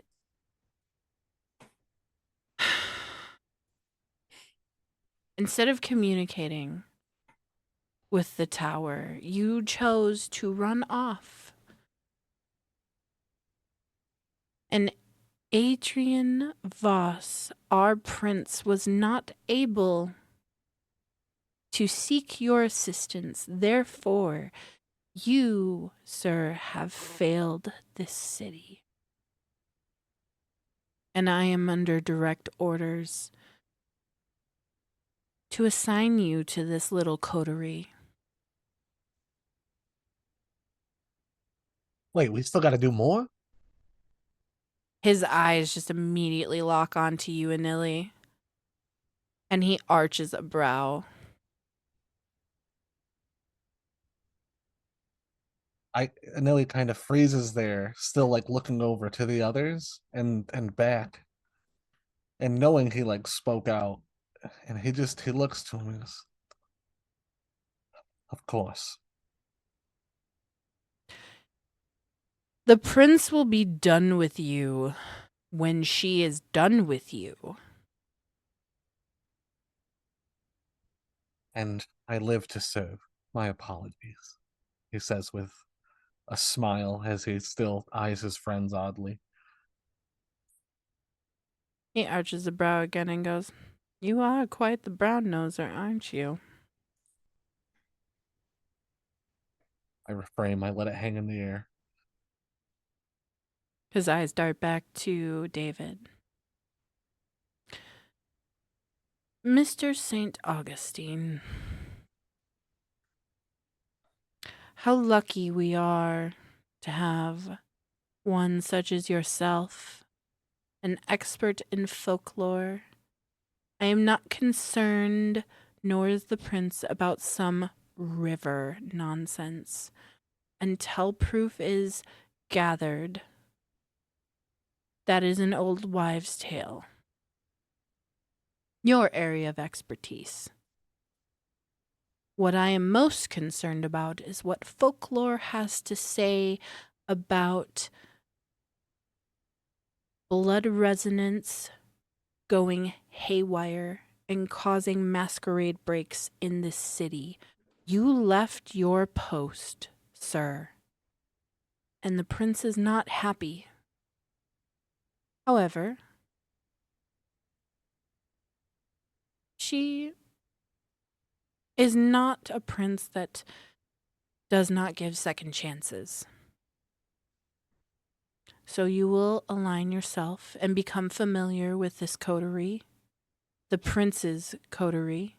You will do as you're asked, and you will investigate what we need. Given your abilities, I do believe that you are able to get to places that we may not be able to get to.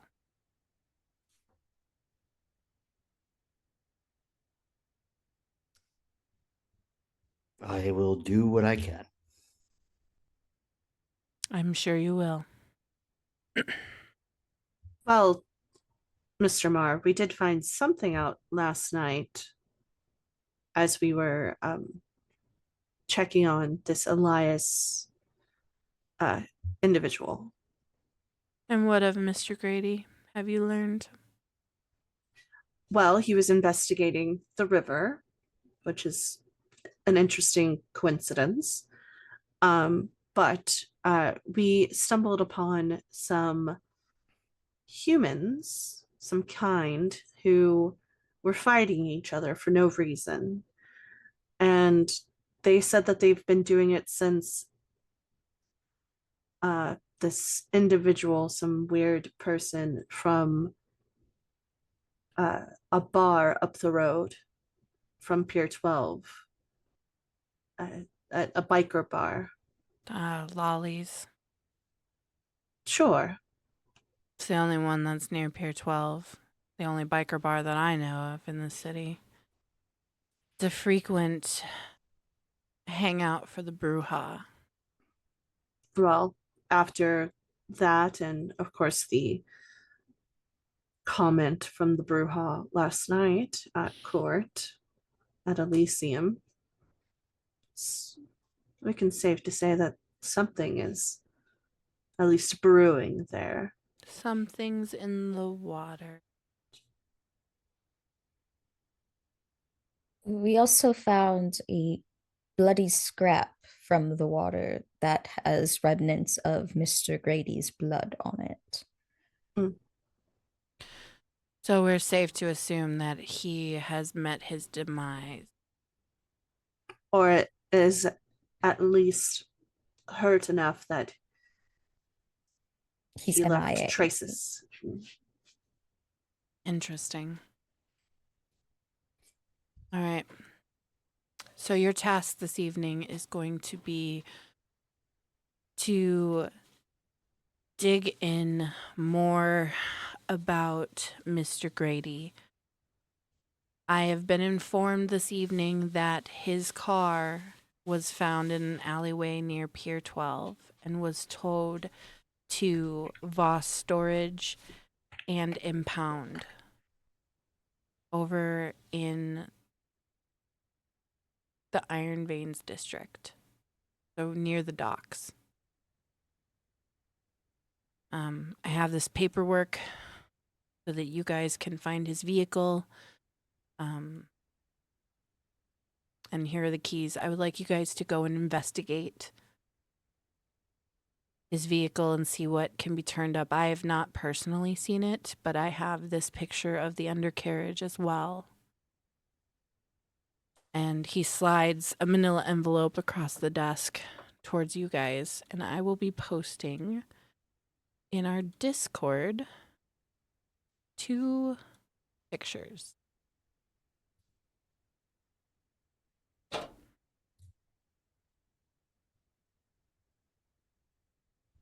I put them into Chronicle Docs. And then for our viewers at home, I will show them up on screen.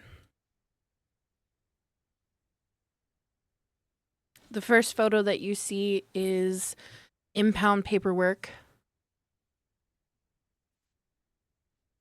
with information about Grady's vehicle, where it was found, and some important, potentially need to know or good to know information. The second photo is a snapshot of the undercarriage of Mr. Grady's vehicle.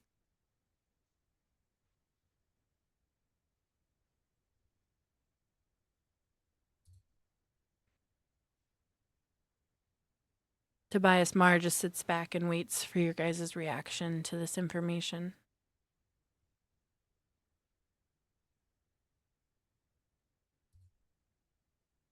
Anili's just doing his best to keep his mouth shut now.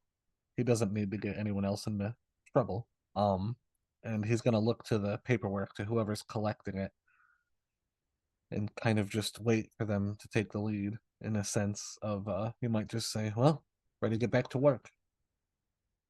But who is his dominator? The Grady. One of the Ventrue. Well, wouldn't they have noticed that he was dead? Isn't there a connection? I don't think that this particular Ventrue was very aware. They were rather young, and they are being dealt with accordingly for letting their property go and do something so reckless. Do we also have authority to check out his accommodations? I see it's listed. I've got my sheriff and the hounds working on that. I want you guys to investigate the vehicle, take samples, especially of that muck that's plastered on the underside of the vehicle. We need to understand what is going on here, and we are currently out of our depth. Of course, Mr. Marr. And Mr. Slux just passes the paper to David.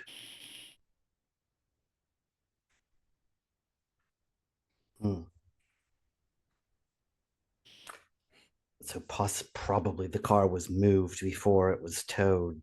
Do we have access to the documents that are listed among the things recovered from the car? His personal effects? Yes. Yes. They are still in the vehicle. Those may be most helpful. Tobias just nods his head.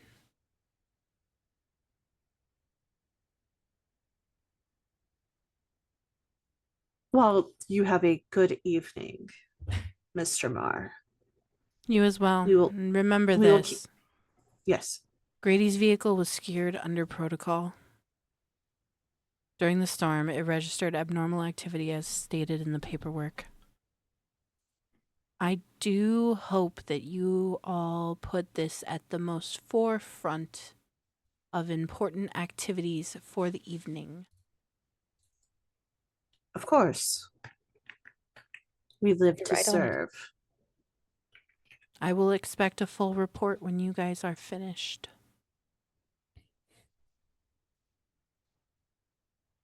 Of course. And he just motions for you guys to leave his office.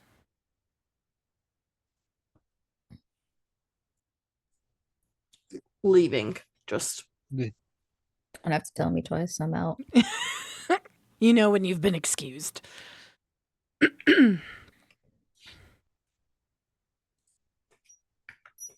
So it'd probably be best to have a place to reconvene so we can move forward with some kind of plan of action. And I'm starting to think he didn't really want this sample or nothing, so it might be good that we took a sample and we have it isolated. If some of the reports on this paperwork about the car lineup, the sample we have separate could be different than if we go obviously take something fresh. I mean, it's just something to think about. You all remember also in that moment that you are able to utilize the laboratories in the basement of this building before giving Seneschal Marr your report.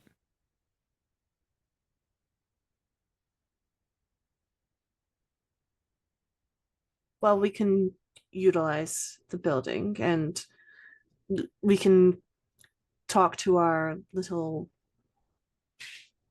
Nosferatu friend, if so. I'm sure they know their way around things downstairs.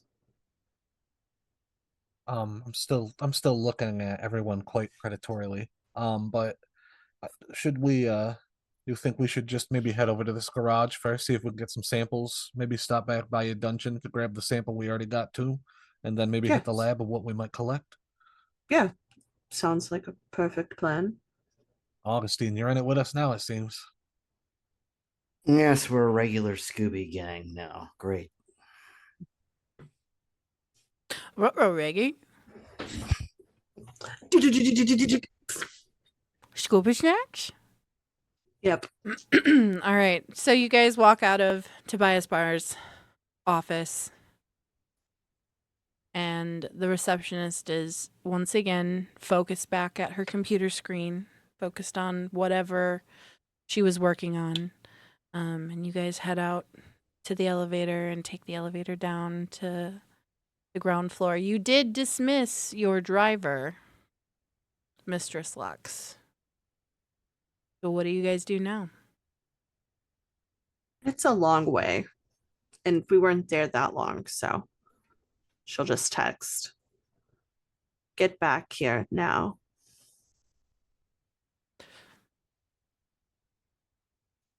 You see that the message has been read. An immediate reply pops up and says, right away. And by the time you get down the elevator and out to the lobby of this gigantic skyscraper, the black SUV is waiting outside, and Grace is standing there at the rear passenger door, hands folded in front, stone cold face, waiting.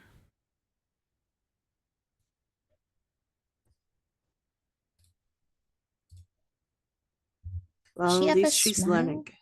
No. Well, Or frown at least?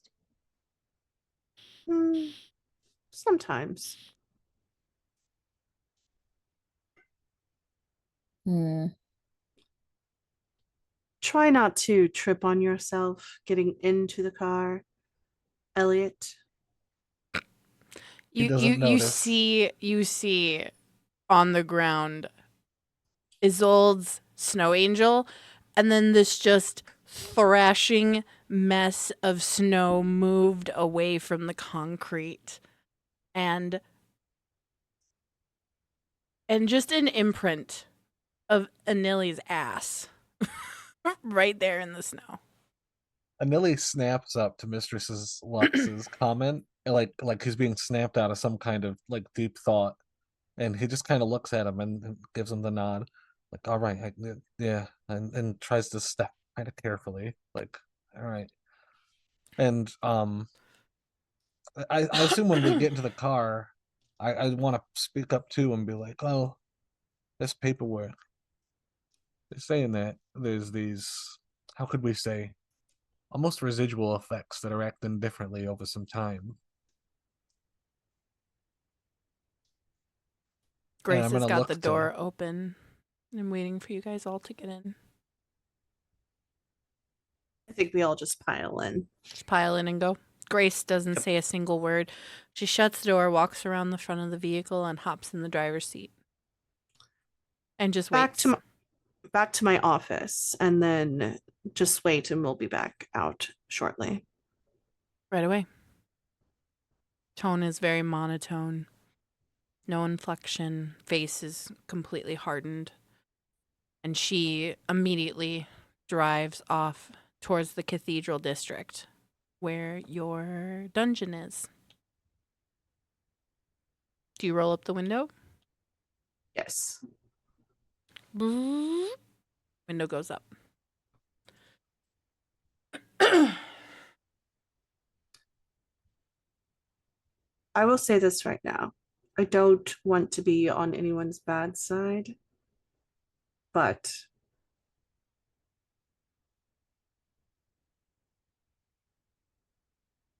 don't feel, I guess, the need to stick up for anyone. Fend for yourself first. Yes?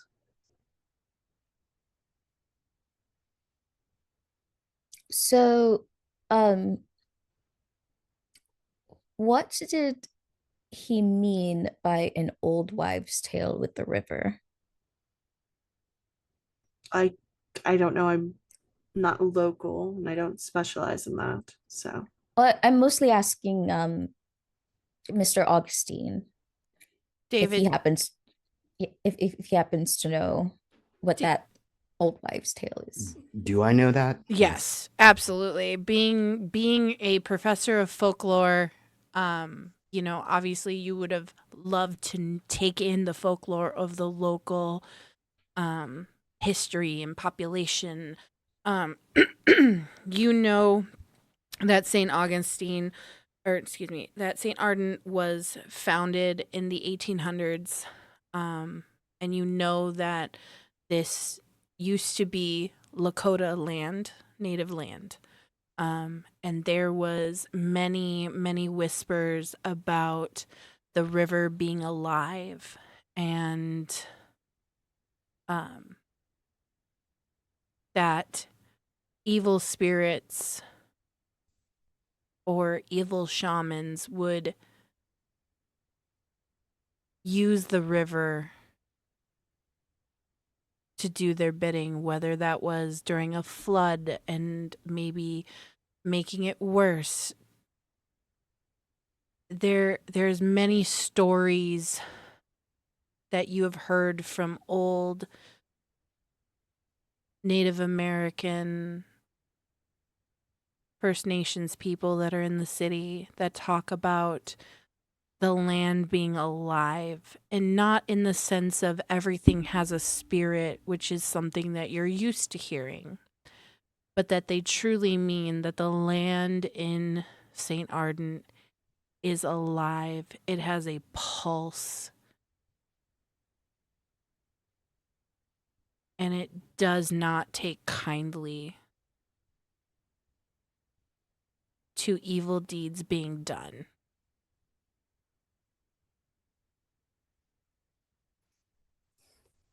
So, if I were to paraphrase it, the land the city sits on is thought by many to be alive. In some cases, some have been said to evoke control over the river for various nefarious purposes.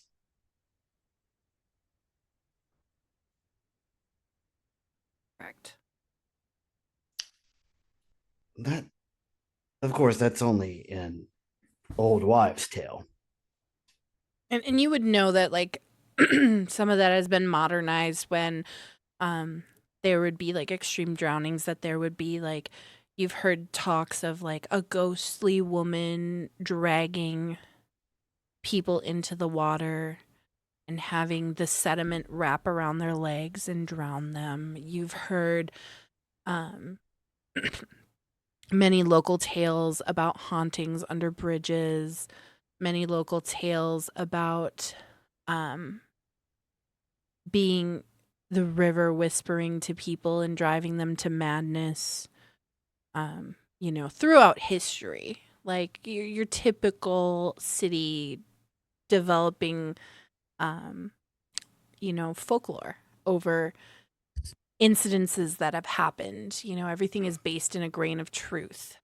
You would also know that like parents, especially in like the 1940s and 50s, would perpetuate this with, good old boys and girls don't go drinking under the river. Good old Christian boys and girls, that kind of stuff. So.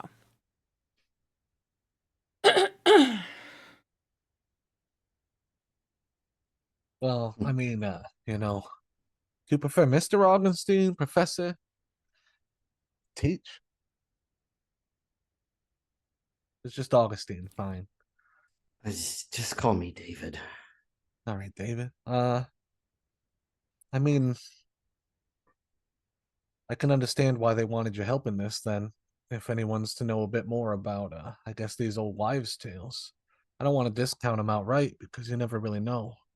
I think after we look into whatever's happened to this car, I don't know if we can hit some kind of books or something. Maybe see if there's something that correlates.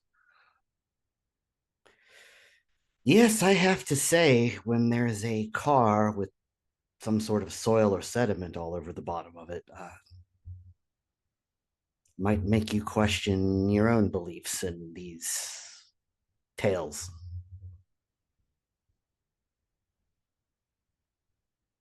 It seems we got some kind of obviously job to do here. And if we don't accomplish something, I'm sure it's going to cost us a bit more than a slap at the hand or the wrist. And when it comes to old wives' tales, you never know where you can trace some of these things. So I'd rather just cover all our bases. And I guess that's why you were running away. Seems like you were trying to find something that maybe this city wasn't trying to tell you. The more I think about it, the more I think that might be the case. Of course, I am a little afraid of what has folks on the top of a 70-story tower so frightened of this that they send expendables after it.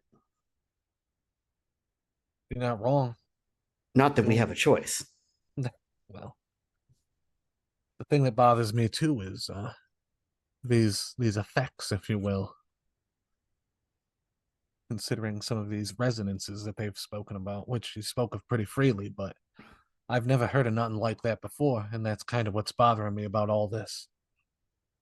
You mean the hum? As you reference the hum gets louder in your brain, Isolde. That ice pick in your forehead. The madness network also rising up in cacophony, trying to drown it out. Acting as if, though, it's some sort of defense mechanism, but it doesn't do much. Because they are two separate entities within your brain. Nothing can penetrate the madness network that links all Malkavians. But it doesn't do anything to drown out this deep, primal hum that you hear. I am going to have to find a code word for that. Understood.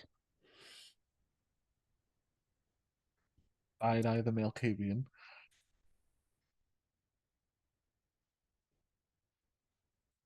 Well, let's hurry and get these samples then. Figure out what's going on. As you say that, there's a knock at the window and the car has come to a halt. All right, let me go get that thing out of my refrigerator. Don't forget the plant. That's the thing in my refrigerator. Oh, I thought that was a scrap of fabric with blood in your refrigerator as well. No, No. our friend took that. Ah, Yeah. Your friend I ate see. it. nice. Right, right. That's correct. Right. Your friend who's not here ate the piece of fabric. Yeah, Mistress Lux just like hurries in, unlocks the door, grabs it, and leaves. Grace just waits in the driver's seat.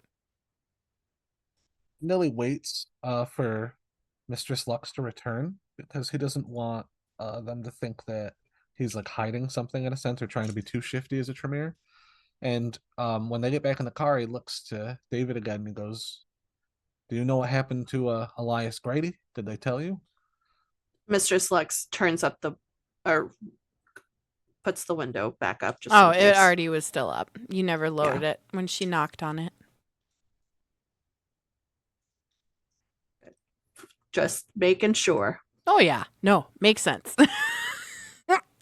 Mm-mm. I suppose that you know what I know at this point. He went missing, that's for sure. We had to go look for him. And like as I say this, my eyes are still narrowed. I'm still acting a bit weird. But we they gave us his phone. He had some really weird messages about this hum. And I look over to his old when I say that and then back.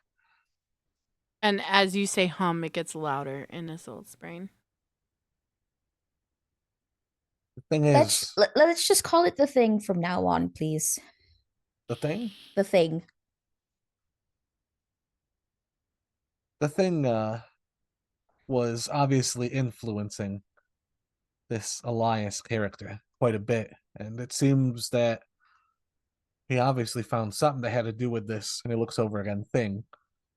And he was so convinced of it, he was trying to hide his tracks in a sense. He was leaving codes, a little bit of a cipher, so things weren't figured out right away. But with his disappearance, coupled with this weird looks over again thing, You just I hear don't the know how, man. madness network in your brain go, the roots, the roots, the roots.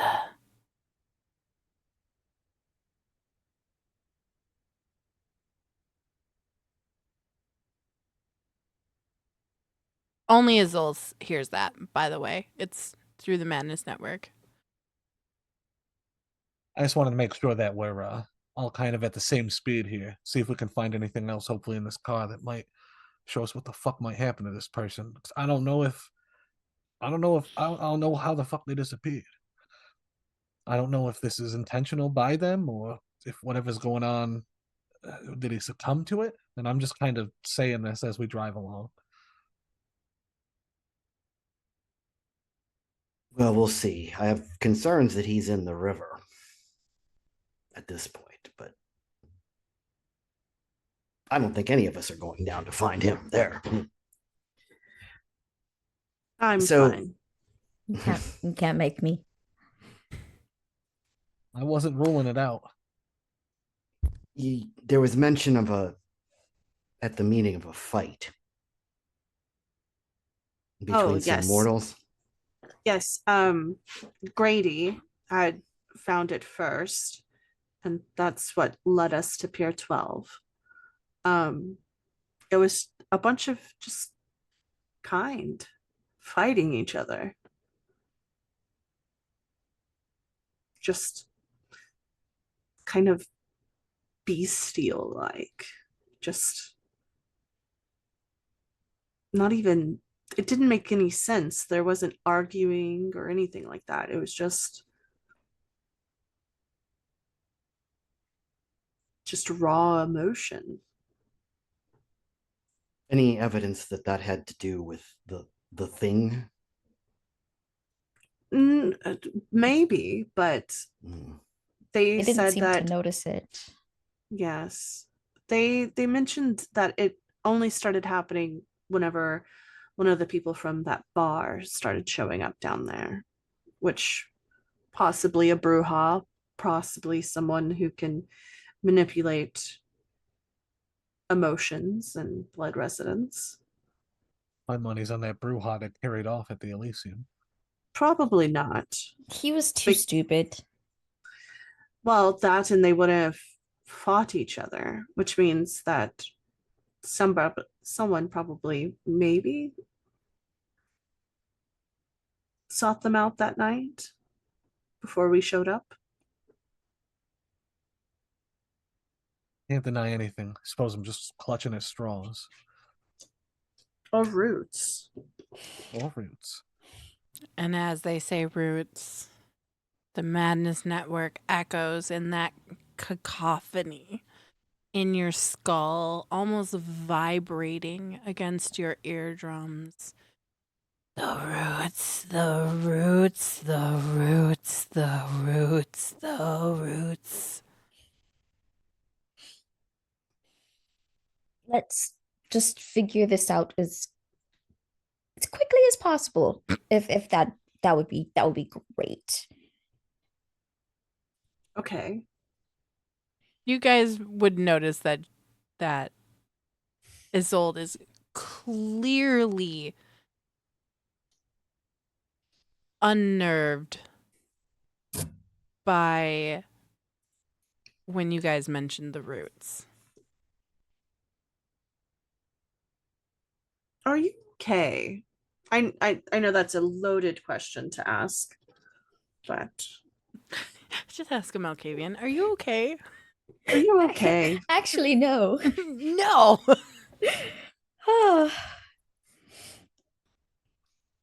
Just plants are on my mind, actually, if you must know. Something Well. you want to share with the class, or No, just courting my thoughts. Well. The roots, they wrap around, their tendrils grow up through the river and down below. That's what roots do. That's definitely what the roots do. Are we there yet? Are Nope. we? No. The car's still driving. Well, You guys Seems don't that- hear. You just hear Isolde's side of that, of her saying the roots, that's what they do. that's what does. What do they do? Isolde. Oh, dig deep, stretch out, wrap around. Roots. That's what they do. Like a telephone network, in a way. I suppose, or mycelium, fungi, Oh. mushrooms. Parasitic, take over, wrap, roots. Roots.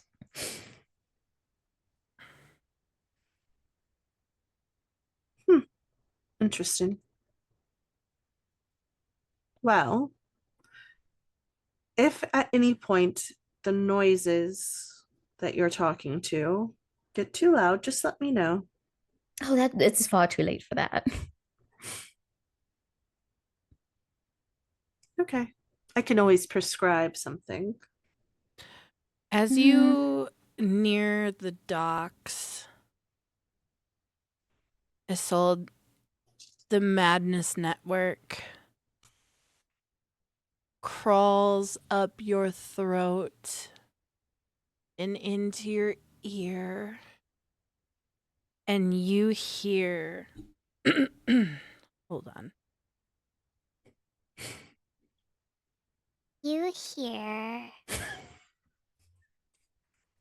down in the snow where the river sleeps, roots go counting slow and deep.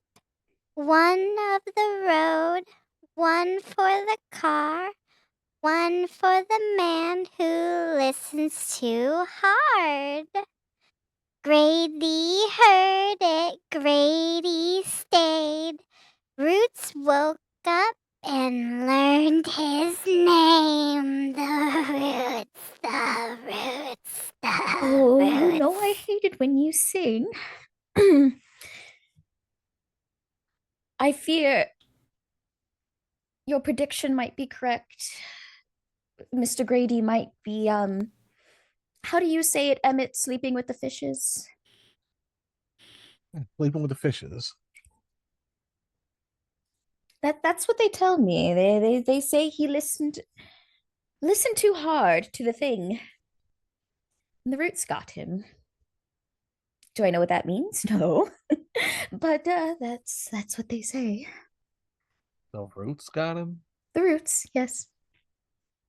The cacophony is just in your ears, and that sing-songy, creepy voice is just on repeat, like stroking the madness inside of your brain with velvet fingertips. It's familiar, yet disturbing. You find home in it, yet you want to be as far removed from your brain as possible in this moment. I am going to frantically look around the small little cabin area. Does this thing have music? Something else? Yes. She If you don't mind. Mistress Lux will knock and say, "Put on music, please." You don't hear a response. All you hear is all of a sudden a remix of Britney Spears' Toxic play in the back. Apparently, the last play mix in this vehicle was from a sub of yours. Interesting, but it'll work. Idiot.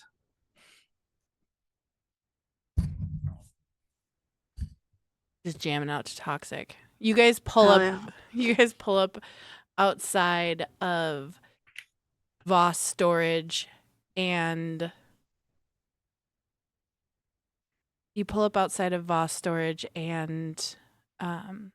Impound, and you see a large sign above the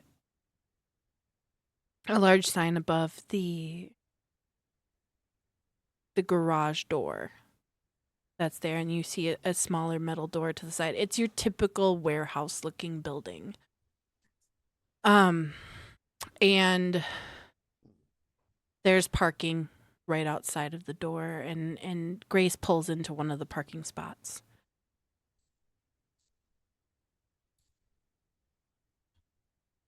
David, just so you know, because again, I don't know how much we really do know, but they got it even, I think, on the paperwork for the car that there was this thing, he says again, looking over, that we keep bringing up. It seems to coincide with the weather as well. If it's storming out, it seems like these things are more intense. It's when you say it's storming out that you suddenly become aware of the fact that the snow is getting thicker and harder. The wind is picking up speed.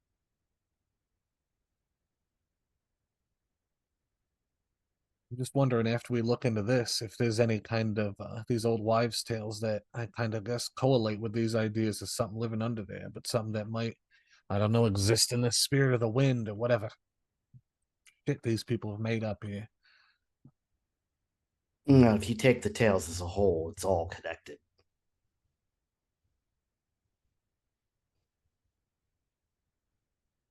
If you take the tales to be true.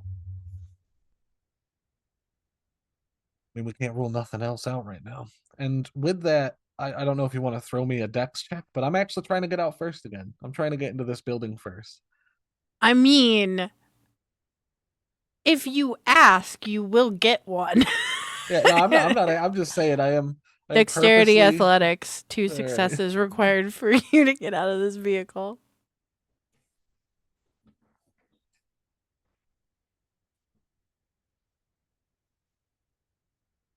Yeah, 0 successes again. You slip and fall on your ass. You wore the wrong fucking shoes today, good sir. there's no tread apparently on the bottom of your shoes, and you were not thinking like, hey, it's snowing, maybe I should wear appropriate footwear. Instead, you wore some sort of like flat bottomed nondescript shoe. A good fucking weird loafers. Yeah, you got some weird loafers on, and you again, Charlie Brown moment, you just, like, he goes to kick the football, except for Lucy moves it away, and his legs go up in the air, and you just land square on your back. I don't scream this time again, but I do just lay there again, just completely kind of defeated. Very, very upset at myself. You know, I'm going to have to start charging you for this, but I'm not going to step on you if that's what you want. Oh, I swear this isn't a subconscious plea, and I look down at my shoes as if they've betrayed me. And try to messily get myself back up again. See if I can rush over to this door. Did we get any keys, or does it look like the receptionist inside? It is in that moment that Mr. Slux, you get a door code for the door, and you notice a keypad on the side of the door to be able to enter in the building. Just get a text message. She'll just go up to the door and put in the code. The door immediately just, you hear a click and push it open. After you all. I step in quick, and I'm talking as I say it. But this is like an Audi license plate. What was it? WAU something? That should be good enough. And I start trying to scan this warehouse. I'm walking really quick looking for this car. There is like several areas to this warehouse. If you look on the paperwork, there is a hint to where it's located. We know it's a black vehicle. We know it's an Audi. We know it's got the license plate number. Bay 3, it looks like, wherever that is in this place. You see a sign that says impound, an arrow, bays 1 through 5, and then another arrow, bays 6 through 10 in the other direction. So left or right. Left, it goes to the bays 1 through 5. Right goes to the bays 6 through 10. 1 to 5 it is. Bay 3, you said? All right. Should we find something to break? I shouldn't say break into his car, but break into his car with, since there's no keys and it's locked. Oh yeah, I'm way ahead of you. You guys were given the keys at the office. Okay. With the paperwork. Then. Never mind.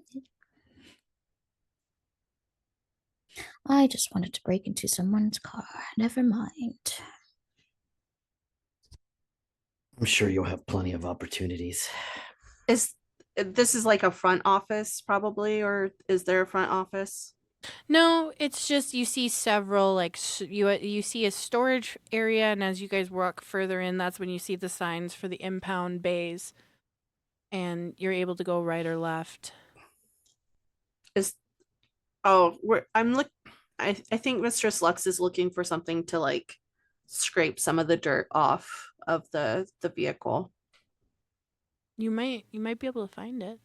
As you guys approach Bay 3, I am going to post a picture of what you guys see in Bay 3. And I have it up on the screen for viewers at home. You see a black Audi with license plate XG7712. The tires are caked in this weird sediment. You see it all over the underside of the vehicle. You see dirt and tire tracks on the floor, and the vehicle is covered up by a black tarp or excuse me, a tan tarp.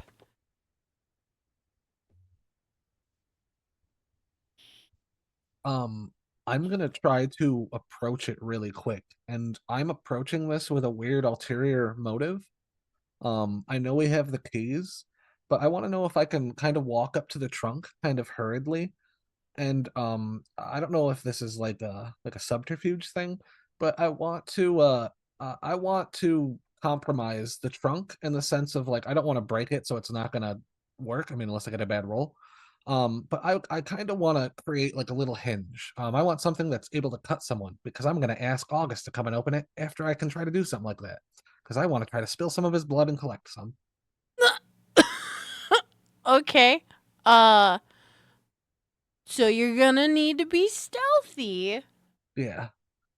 I want to see if I can I just want to let you know my intention with this. And No, I just, no, yeah, see if I can. okay, so I'm this, fine with rolling. yes, you are gonna roll for this, and it's Well, gonna I be mean, to sabotage and then sneak and see if I can get the blood with everyone around me. I just don't want to back down from this messy critical. You know what I mean? yeah, no, I feel it, Okay, so first I'm going to need you to roll. Gosh, what would that uno momento. I need to think about what, because I'm thinking a 2-part roll. Are you trying to damage the trunk? In a sense, like in my sneaky? yeah, in my vampire mind, I'm trying to be sneaky, and I'm gonna act like I'm going to open the trunk, but I bend maybe the part right above the lock, like where the hatch is, if there is one, or Okay. like, and I'm trying to all I'm trying to do is like bend it in so that something like a piece of the metal is sharp enough so that again I'll roll for David as well so he can oppose me because my intention is to try to do that and then be like, hey, I can't get this, David, come and help. Okay. So I'm gonna have you roll. First, I want your stealth roll. So I want you to roll dexterity plus stealth. And you will need 3 successes to accomplish you being stealthy. 2 successes, sadly. Okay, well, you're a little sneaky, but you're not. You're being weird. Your coterie members would be like, "Bro, we have a key. You're being fucking weird." Now I want you to roll. They won't open. I just want it to open. You see me crunching at it oddly. Okay, I want you to roll. Let's do.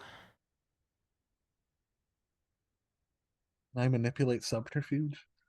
No, I want you to roll intelligence plus larceny. Ew.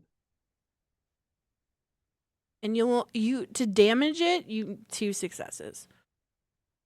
Again, you're kind of able to like cover up what you're doing, but they're suspicious. Got 3 successes on it. Okay, so you are able to damage a little bit of the trunk, to pull a little bit of the plastic that surrounds where the trunk latch is, so that it's just kind of a little bit sharp enough. It might prick him. It might get some blood.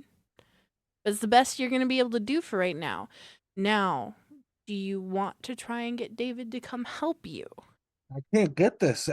David, could you, I mean, could you come give me a hand with this? We just got to get the trunk open, right? It's something in Give there. me manipulation plus subterfuge. And then David, if you want to counter roll him, let's do. Oh, what would it be? I'm gonna say wits and awareness to counter. How many him. successes do you want on my end for this? Let's just do a battle of successes. Whoever gets the most successes succeeds. That's 7 successes. Shut the fuck up. I did. Well, You- that lie's believable. Sorry. Well, I can't get this. I can't get it open. I'm like shaking it. I'm looking really weird. Are you trying to break it open? Why don't you just use the key? Here's the key. Oh, we Here you got go, it. David. Oh. Here you go, David. And I'll come over there with the key and just move. all right. Please. I'm I don't gonna know why we're starting roll. with the trunk anyway. I'm gonna roll a single die to see if David gets scratched or cut. All right. Even David doesn't get cut. Odd. David does get cut.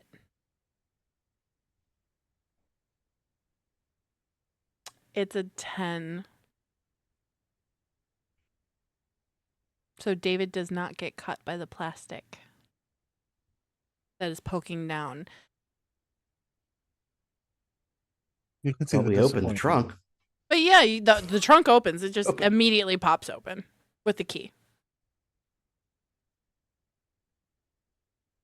Oh, hey, is there anything in the trunk? So in the trunk is where you would find the leather briefcase, the notebook,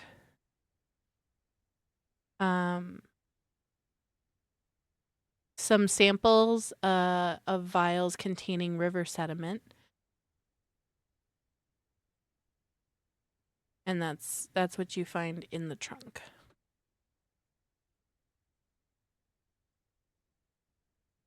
All right. So, now this stuff is interesting. Now you find like 4 or 5 vials, and they're labeled Pier 7, Pier 9, and then 2 from Pier 12. Like he was obsessed with this shit. I say, like sadly almost. Well, shall we look behind door number 2? And I will put the briefcase on the ground. And it said it was locked. Is it still locked? The briefcase? Yeah, in the paperwork it said the Yeah. briefcase was locked. Okay. Yep. It's just got your Is this- typical like business locks on it. Can I break it, please? Since we couldn't break into the car, I just need to do this one thing. And I swear I'm done. You hear the voice of your trusty skull, who you assume. The madness network has calmed down, but it's assuming the voice of your trusty skull and going, break it, break it, break it, break it, break it, break it, break it, break it, break it, break it, break it, break it, break it, break it, I break just it. have to break one thing. If I can't break open the suitcase or the briefcase, I don't know what I might do. What is Well, going on with people today? Goodness. As most excited as I was to show you all a feat of strength, you're psychotic. Please open it. Oh, I could just break a window. It's impounded anyway. They're not going to do anything with it but scrap it, maybe. No one claims it. Yeah. Just break the briefcase open. Don't break the window. Does Yeah, break the window anybody if you is want. anybody touching the vehicle right now? I think Mistress Lux, just after the trunk gets open, takes the keys and is gonna go to the front and try to open probably the front passenger. Okay. I want you to give me Jesus, great. I want you Great. No, don't. Why don't you give me a wits plus awareness roll real quick? Of course. I'm gonna rouse the blood because that's smart to do. Give me a rouse check. I get hungrier. Cool. Cool. You're at 3. I'm at 3. Tits. Love that. Love So I'm that at for 3 you. hungry. I love that. Love that for me. Love that for you. Add 2 die. Good thing I Great. didn't get cut. Let's see. You Love that. feel your beast coil in your belly, just scratching at the insides of your stomach, begging to be fed. Oh, I hate this so much. What'd you do? Okay, so it's a 3, but one of the, because I have it was 5 total and 3 of them were blood die. Oh, one of them is a skull. But did you get any successes? Yes, I have 3 successes. Oh, then you're fine. Okay. That doesn't do anything as long as you get successes. If you don't get successes and get that, that's when we get into bestial failures or bestial failures. Okay.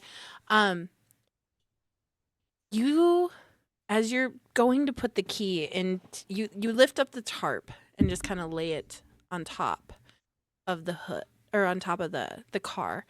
Mhm. And you go to put the key in and go to turn the key, and you notice suddenly, slowly, the sediment that is on the underbelly of the car start to creep up towards your hand. Oh, no. She'll like And back away. that is where we are going to leave this until our break is over, guys. We will be coming back to find out what happens. Great. I knew you were going to do that. After the break, guys. Thank you so much for hanging out and watching St. Ardent by Night episode 2 with us. We'll be back after about 8 minutes. Everybody go grab a snack, stretch your legs. Unshrimp yourself. Unshrimp yourself. Don't forget to tweet out the stream or post on Blue Sky or your Facebook. And check out our merch store, guys. But yeah, we'll be back after this quick little break. Okay, everybody say goodbye. We'll see you. Mute. Hello. We are back now from our break. Hello, everyone. Thank you for hanging out. But yeah. So, I hope you guys all enjoyed your break. Got a little stretch. Used the restroom. Got yourself a little beverage. I'm sipping on some cranberry lime polar water. Good shit. Anyway. So, Mistress Lux. We come back. We come back to our story where you, as you went to unlock the door of Grady's vehicle, you saw the sediment act not aggressively. Like, it doesn't feel aggressive in like a weird malicious way. It's moving towards your hand. What do you do? She's backing up immediately. She's like, we have dirt that's thinking. Hello. What the hell? Right, that's thinking. I run right over and I guess my beast is driving me, so I'm being a bit more foolish. Not totally, but enough. So I'm gonna flick on the sense the unseen switch and just see if there's any kind of weird resonance or something that I can detect from this living dirt. You doing your browse check and all that stuff for it, rolling for it? Yes, would you like wits or resolve with this? Whatever you want to do, my friend. Whatever's higher for you. My browse check is I get hungrier. It applies. Okay, That's, so I you're couldn't get the at blood here. you're at 2 hunger. Yes. 2 hunger. Mr. Slux is at 3 hunger. David and Isolde are at 1 hunger. And this is just gnawing at me. As soon as I go to look at this dirt, like I'm kind of pissed that I didn't that my tiny ruse didn't work. And with that, the hunger just intensifies as soon as I try to look at this thing. I can feel it, and I'm just getting so fucking thirsty. Like if this Malkavian does beat the shit out of someone, I'm gonna fucking drink their blood just to try to help myself. But then I'm going to roll the skill itself.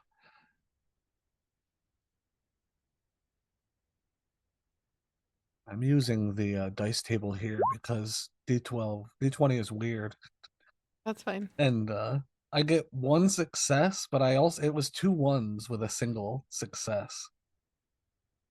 You got a bestial failure there, my friend. All right. Oh wait, no, not a bestial failure. It's just a failure because you did get 1 Okay. success. It knocks it. It doesn't count, but it's not. That's right, David. Right? If they get 1 success, Yeah, I think it's as long as it depends on the success of the roll. So if they fail the roll and get like a 1 on the hunger die, that's a bestial failure. But if there's not like a set, this is the way I do it anyway. If there's not a set success for the roll, then he's good. okay. I would say you're good. Real So lenient. yeah, well.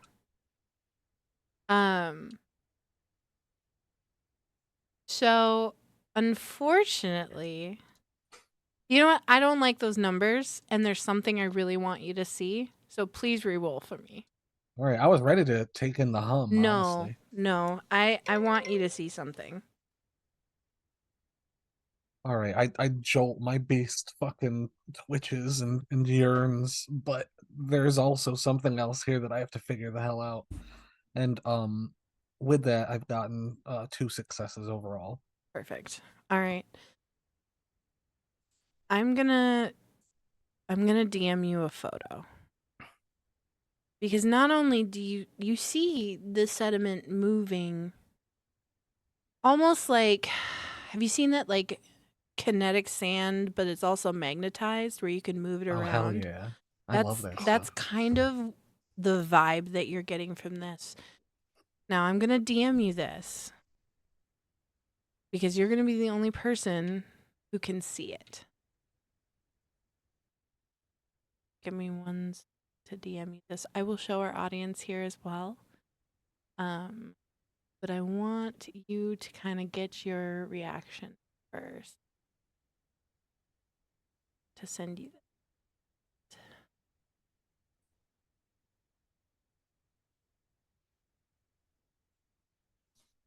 Okay. I know some of us are in the chat right now. Do you want us to look away or No, because I'm sure he'll describe it to you. cool? I kind of want to see his reaction and see what he sees on there. Do you see on the ground? Yeah, I like the. Yeah. All right. So now I'm going to show our audience so that they can see it. So here's the normal scene. But then here's what Anelli sees. On the ground, Anelli, you see this weird symbol.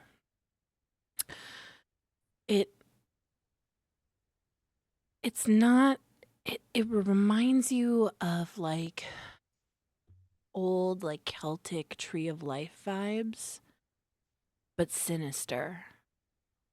There's something wrong. It's glowing this faint red, but it seems to be like inlaid into the concrete. And the only reason why you can see it, because that spot is filled with that sediment.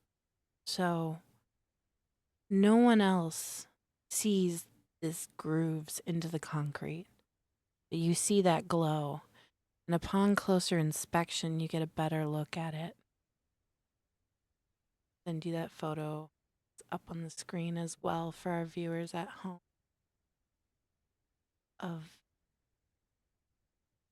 Well, I've already stepped up like past mistress, and I'm like kind of looking down, and I'm like my head tilts as I'm recognizing it. Like, what the fuck is this?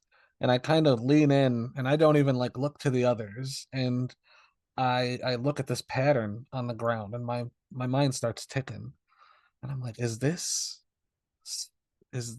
kind of symbol growing with the substance itself? I'm saying this out loud, even though they can't see it. Right. It's just there and it's glowing. And my mind instantly clicks like, is this some House Carna shit? And I'm looking at it harder, and I'm like, this is like some Celtic tree of life, but these are the roots. And I like look up With over him to saying Isolde, roots, yeah, with the roots. with him saying the roots, Isolde, you start to hear that hum and that battle starts beginning in your brain. And as that battle begins and gets louder and louder and louder in your thoughts, you start to see the sediment creep towards you. Oh, no. And I start backing away from the car. And like I've already looked over when I said that. Do I notice that there's something creeping towards them, or do I just see them backing up? You just see them backing up. So I break my vision from them, and I look back at this symbol. And can I roll anything occult wise to try to recognize this, or is this kind of exotic? It's exotic. All right, I'm just gonna. Nothing pricks your brain. However, David. Actually, let me ask you this. Anili, do you start to tell the group what you're seeing on the ground yet? Yeah, that was right after looking at it. I'm just trying to discern it, and then I'm gonna just be like, "Is anyone seeing this symbol right here? It looks like a Celtic kind of pagan tree of life thing, but it's roots, and it's growing with the sediment." The roots. It's screaming in your coming. brain. They're Isolde. coming. Still backing up, just under my breath. The roots are coming. The roots are coming. The roots are coming. I don't hear it. No, you can't have me. I can't hear the roots. I can't see the roots. I can't hear the thing. The roots, the roots, the roots. Do you want to try and move the sediment from the symbol?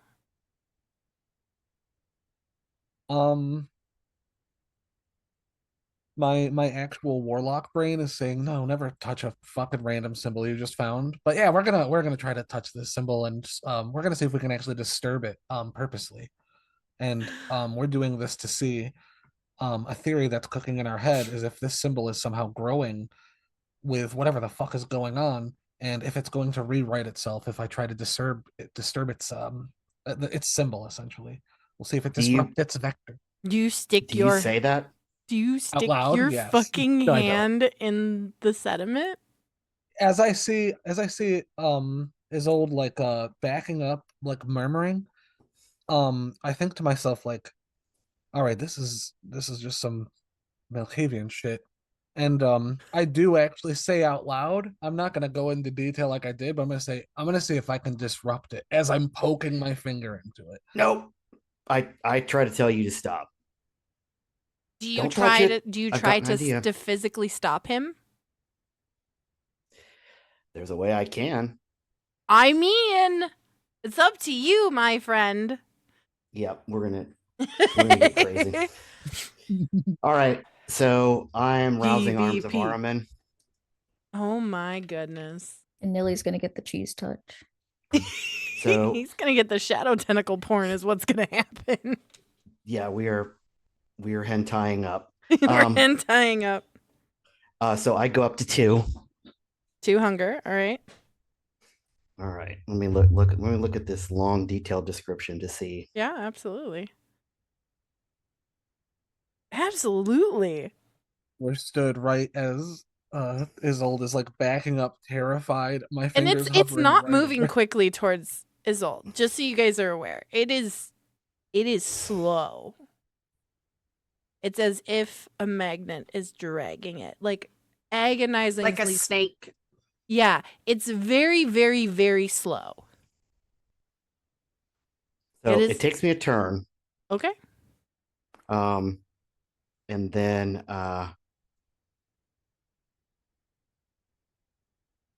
okay, so what I'm doing, I'm trying to do is I'm going to try to summon the shadow tentacle like right where he said that symbol was.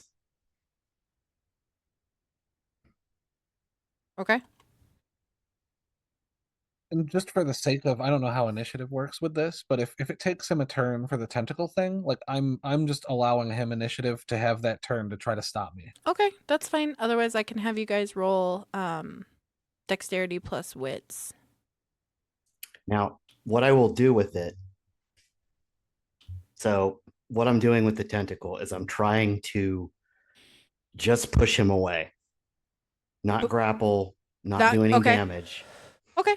Just literally the shadow tentacle just tries to push him away. Okay.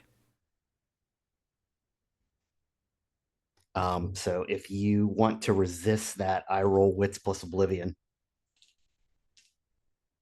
If there's a roll for it, I mean, I can resist it, but I'm fine with just a difficulty. If you pass the difficulty, I'll fly back. I don't mind. Okay. All right, then. Yeah. So what do you want the difficulty? If he's not resisting, I'm going to say, let's say 2 successes in order to effectively push him back far enough where he's not shoving his hand into this. Yeah, as I'm reaching towards it, I'm not like I should be paying more attention, but my beast is kind of like confused in a sense. Like I'm getting hungrier, and I just failed like something I was trying to do that was kind of stupid. And there's this eager Tremere ambition poking towards something he shouldn't be. Yeah, I mean, you want to stick your Oh. hand in it. I got the 2 successes. Excellent. That's it. That's it. Do you want to describe what your tentacles look like as they're reaching out towards Anili, and how does it look as they shove into his body? Not trying to hurt him, but push him away. No. So I guess what you would see is, David's eyes kind of go black, and then the shadow like extends from him, and out of that dirt pops up this like inky black unnatural thing, because it's not an actual tentacle. It's literally formed shadow, and it would just like, for lack of a better word, it would just slap him. So, Anili, just to knock him back a little. Yeah, Anili, what you see is suddenly from David as his eyes go black, which you aren't paying attention. You don't see the blackness in his eyes as they kind of glaze over right away. You don't see, you're focused on that spot, but suddenly you see these inky smoke-like shadows, tendrils come up and just rush you and create kind of like a meshed webbing across your chest, and then shoves you back. And you look up and you see David's eyes completely black as you're pushed backwards away from this. You're not hurt, you're not injured, but you have been effectively pushed away from this symbol on the ground. What do you do? I'm kind of like trying to push back. Like it's not injuring me, so it's like I'm almost like pushing back as maybe it like ends pushing me, and I still got my hand, like my left hand pushed out that I was gonna try to touch the symbol with, and I'm gonna like look over at David, and I'm just gonna be like, now that is fucking interesting, and I'll lower my hand. But my eyes are on the symbol. I've received the message, and I'm not going towards it, but like I'm mentally looking at it, and I'm trying to see if it's moving, like how you said the snake motion was moving toward Isolde. I'm trying to see if this kind of rune or symbol is living in a sense. Yeah. But I'm just observing it now. It's you see it glowing that faint red. You wonder if you remove the sediment, if there's something else there. But to everyone else, it just looks like mud caked on the concrete. There is something else going on here. This is obviously some kind of sorcery. So I can't say what.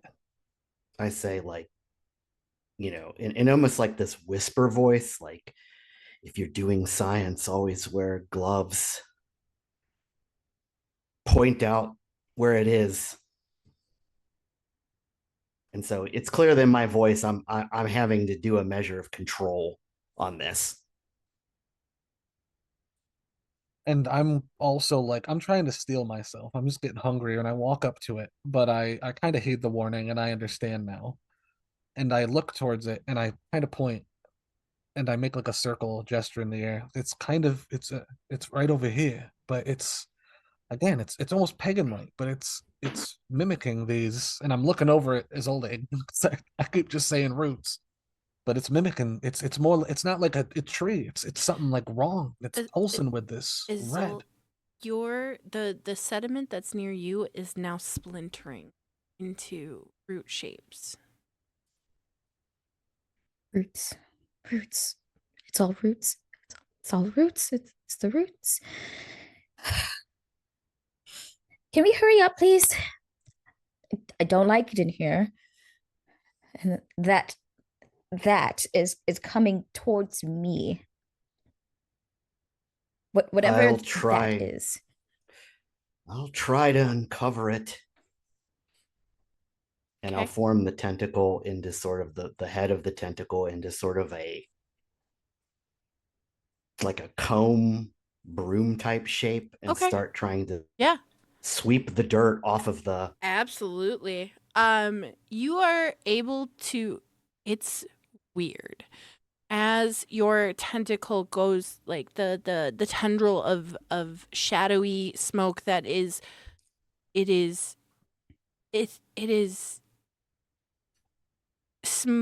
it's like smoke in the sense of the way it looks and moves and acts, but it's solid at the same time. And as you brush the sediment away, instead of it acting like normal dust does, right? It splits and creeps up towards the vehicle. And on the ground, as if burned with acid, though it's not like burned in, but it looks like an acid etch of this root symbol. And now I will post it in the Chronicle docs for you guys of what it looks like on the ground.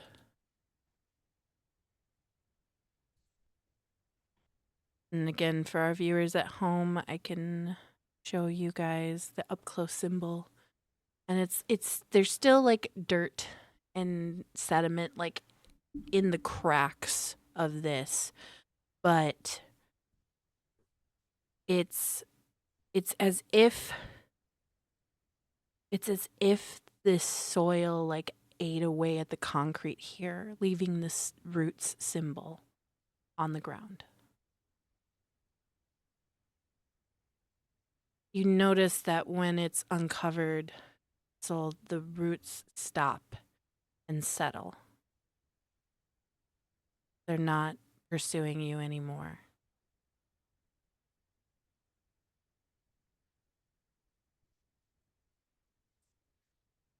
Can we all see the symbol now? You can all see the symbol. It's not glowing for you guys like it's growing for a Nilly, but you guys can clearly see the symbol on the concrete now. What the fuck is that?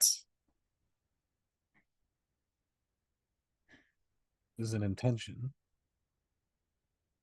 And I'd look to it again, but I'd start to question, like, in my mind, because I'm not going to say this out loud, sorry, but in my mind, I'm like, okay, if this is some kind of sorcery, someone must have put a symbol like this into the ground to enact some kind of spell. But there's part of my mind that's racing. Did the dirt make this kind of image? Is this living aspect of the river some kind of sorcery that lives through these roots, these veins? But then I kind of snap out of it, and I look to the others again, and we need some samples of this dirt. And I think they said that they had samples they took from the briefcases, or there's some in there still. We gotta we gotta look at all this. We gotta see if this is repeatable. And I think it's storming out right now too. Do So like you try to get samples off the vehicle? I would, but I'm just saying it out loud because I don't Okay. want to just go and touch shit again. Fair. Yeah. We gotta get some is- kind of sample. Are the I'll turn- keys? I was about to say, are the keys in the door still? Like, did they touch the keys at all Nope, they didn't as touch. they were going up? Nope. It was so slow, and it's now seemed to, since moving it away from this symbol on the ground, there's there's not movement that you guys notice now in Mhm. the sediment. Hate doing this. And she's gonna put her finger, or she's gonna grab the keys again to see if it will start moving towards her It doesn't move. hand. Doesn't move. She's gonna unlock the door and open it. Door opens. Okay. Well, that is that. Is there anything in the front seat or like the front seats that she can see? You just see a phone charger plugged into like where the cigarette lighter would be. If she'll go forward and she'll touch the seats in the floor. Are they damp? Nope. Well, that crosses off my theory that this was in the river. Yeah, it's pristine in here. There's no sediment inside the vehicle at all. It's all on the undercarriage and on the wheels and the wheel wells, and like I would say about 3 inches from the bottom of the door up the door and like around the entire vehicle. She'll climb inside the vehicle and like look in the back seat. Is there anything back there? Nope, nothing in the back seat. Okay. Well, You pop open the glove box and all you see is registration papers. That's all that's in there. It seems as though Grady does not keep a lot of stuff in his vehicle. You don't even see like coffee cups. You don't see. He's got like one of those little waste baskets that attach to the center console, and then there's like a tissue. That's it. well, the vehicle is clean inside, so, and it's not wet. And I thought it would have been in the river or something. And I take out my notepad and I start making a weird sketch of the symbol we've seen. So of course at this point I'll turn off the arm. Okay. And Shadows. literally he Disappear. sits down on the ground. David just sits down on the ground. His eyes return to his normal sort of purple lavender. And he seems a little bit shaken up. Yeah. And just says, it's maybe the dirt came out of the river to the car. I don't know. Oh, can I grab the tissue from the wastebasket and grab some of the dirt and like tie it up? Sure, you can try. Some of the dirt that's on the car door. Yeah, you can try. Okay. As they're doing that, I'm gonna talk to David. Well, the way that it was crawling, it's not that far-fetched of an idea. And it seems it's clean inside the car, besides the undercarriage and wheels. It's definitely an idea. So as you're saying that, Mistress Lux is trying to scrape some of this sediment off of the car. It's not budging off of the car. It's not moving. And that's when you notice that the tires are somewhat sunken into the concrete in this space. You didn't notice it before. There was too much weird shit going on. But you look down at the tires and they're sunken in as if this car was set on this concrete before it had finished curing. But that's not possible. This car's only been here less than 24 hours. This warehouse has been standing here for much longer.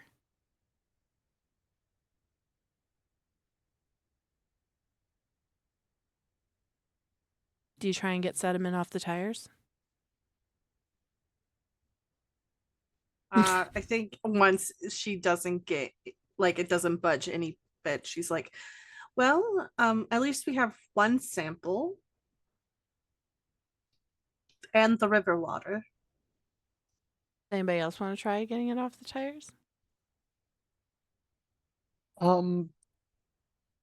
Before I touch the tires, it's all like under the car and on the bumpers and stuff, right? Yep. Yeah. It's all on the undercarriage. It's on the it goes about 3 inches up on the door, and it's covering the tires. I want to try something stupid, but I feel like I've done enough stupid stuff. Do stupid stuff. Do stupid stuff. I'd like to use blood sorcery, and I would like to make corrosive vitae, and I would like to use my corrosive vitae to try to take a piece of the metal from the car without like destroying a big chunk of it. Like I don't want to just take a wheel or a door. Hell yes. Do it. All right. Is it just a rouse for blood sorcery in V5? Apologies. Let me hit this. Yes, I believe so. Yeah. Do Yeah, it. I am hungry. do I'm up it. to 3 hunger. Jeez. But I Right. kind of make You a fist poor, with my poor hand, or not a fist, I like dig my nails into my palm, Mhm. and I kind of go up to the car and I like let my corrosive vitae drip onto kind of the front bumper a little and try to get it so I can basically get a little piece of this dirt, like, and Yeah. like the metal or the bumper, Sure, the plastic or whatever. Fuck yeah. All So so you pick out a spot where it's the metal and the bumper meet. And you see this nice little spot that you can effectively drip your blood in a circle as if you are using a blowtorch to cut out this metal. And you drip your blood in this counterclockwise circle and watch it seep down into the metal, and it's smoking and sizzling, and you hear these as it melts through the through the metal. And then all of a sudden you hear this ting ting ting ting as the piece that you just used blood sorcery to cut out drops to the concrete floor.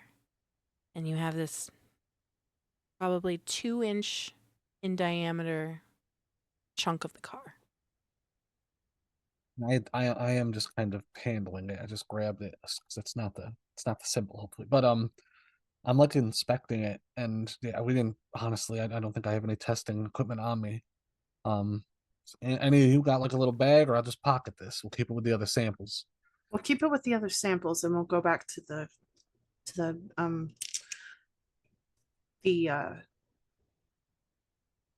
You holdings notice building. You notice as that piece falls off, it kind of hit the tire, and some of the sediment flaked off the tire, but it did not flake off the metal at all. All right, wait a minute. You've seen that? Like it dusted up, and I go and I scratch at some of the sediment from the tire. It just flakes away off the tire. If on the rubber aspect, Yeah. scrape it, just flakes right. So I still pick up the metal and I go, all right, so I guess it binds a certain components, possibly maybe organics, even if they're refined. And I hand over the piece of metal. I'd be like, we gotta. The thing is, we gotta do some kind of timed experiment with this too, because we need to observe this stuff during a storm and during, I suppose, calm weather. Sure. So are we taking the metal piece and the flanking bits of sediment from the tire? I don't see why not. Little flakes. I'm like scratching them off. Just as long as I'm not handling it, that's fine. Just scrape it into the briefcase and put the metal in the briefcase, and we'll go from there. Oh, I haven't been able to break it open yet. We haven't opened the briefcase I yet. thought you broke it open. Not yet, no. That was going to be the next thing I figured I was suggest. rolling okay. for that. Since we don't have, or do we have a lock code for it? Nope, no lock code. Okay. They're just flimsy No, locks. Like it just it's one kinda- swift stomp to it, and it would crack open. Fair, but I feel like I should probably still. Do you want to roll and try be to roll for shisty? it? Yeah. All right. Give me give me let's do wits plus larceny. Oh shit. Do I have larceny? Larceny is your Oh fuck no. Okay. larceny is your basic B&E, baby.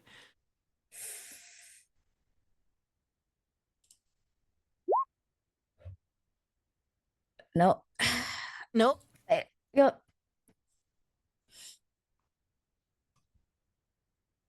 That was bad. Did you just roll a 1 on your hunger die and got no successes? You just got yourself a bestial failure, my friend. Yeah. So you're sitting there and you're trying to like shimmy like a nail file underneath the lock to get it to pop free. And all the while inside of your head, you're hearing the battle and you cannot concentrate. This should have been a cakewalk. This should not even have required you to do much, but your beast is getting irrationally pissed. You're hungry. You rage in this moment. And you're just the cacophony inside of your brain is you have this the hum is getting louder and louder and louder as the voices inside of your head are like the roots, the roots, the roots, the roots, the roots.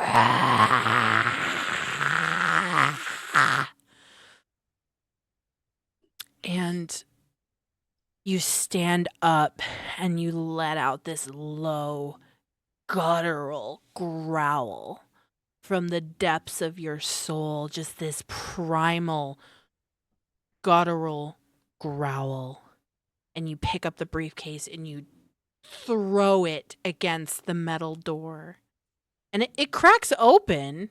So, I mean, you did break it open. But you are not in control in this moment, Isolde. Your beast is in control. What do?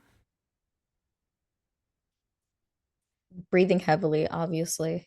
Just on the apex of this rage. I need fresh air. As you say, I need fresh air. The door that you just threw that briefcase through bursts open.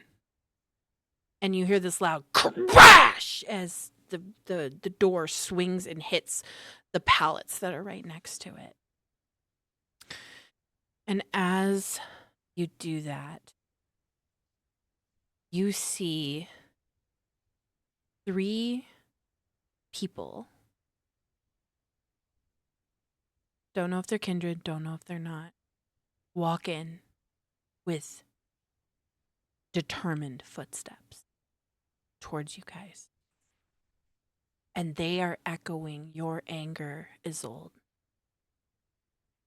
Irrational, uncontrolled rage. Their eyes are glazed over. And they're focused on you.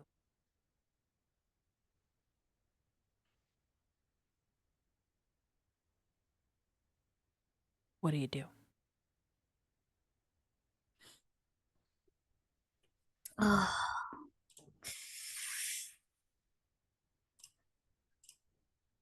Y'all want to roll initiative? Yeah, That's let's the only rock thing and we roll. can do. Rock and roll. Y'all want to roll initiative?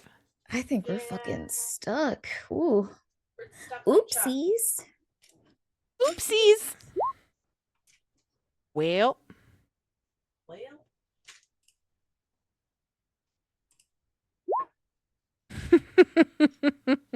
What is initiative? It's just dex and That's right. dex plus wits. All right. Oh, okay. And let's be honest, these guys don't have high dex or high wits, so you guys should be fine. But Okay. Well, I've got 3 hunger, so plus wits. Please. Do you just need my successes then? mm-hmm. Number of 3. 3. Okay. I have 4. 0 successes. Oh no. I'm just being sad on the floor right now. You're just being sad. All right, so Isolde, you had 3 successes? Yep. Okay. You I got have 4. 4. Okay, so it's Mistress Lux. I'm just gonna put ML IB. What did you get, Anili? 2. 2? Mm-hmm. Rollies with me. Roll what? Rollies. So I want you to roll 1d10 Uh-huh. and tell me what you get. What's the number? A 6. I got a 1. You win. So you go Huzzah. first. Huzzah. All right, so we got and then we got bad, big bad 1, BB2, and BB3. They all got 2 successes. And then David. David playing cleanup. All right. So the way that we're going to do this, guys, is that I want you to... It's our first combat, you guys. It's Hell our yeah. first Pew, combat. pew, pew, pew. Ho- Hopefully not the last. We all die. You all die. Okay, so what I need you to do then is first step is going to be Mistress Lux. What are you going to do? You see these 3 baddies in front of you. I'm going to say big bad number 2 is closest to you. And she probably clocks that they're trying to move towards Isolde, correct? Yeah. Oh, absolutely. They remind you of the dock workers that you ran into, that uncontrollable rage. I think she'll remember what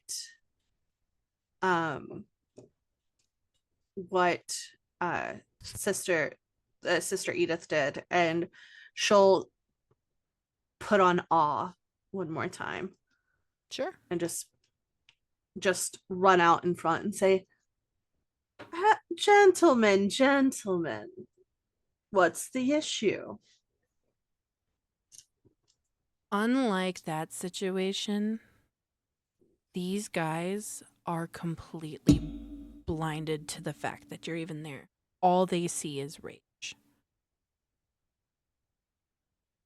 It's as though awe has no effect on them.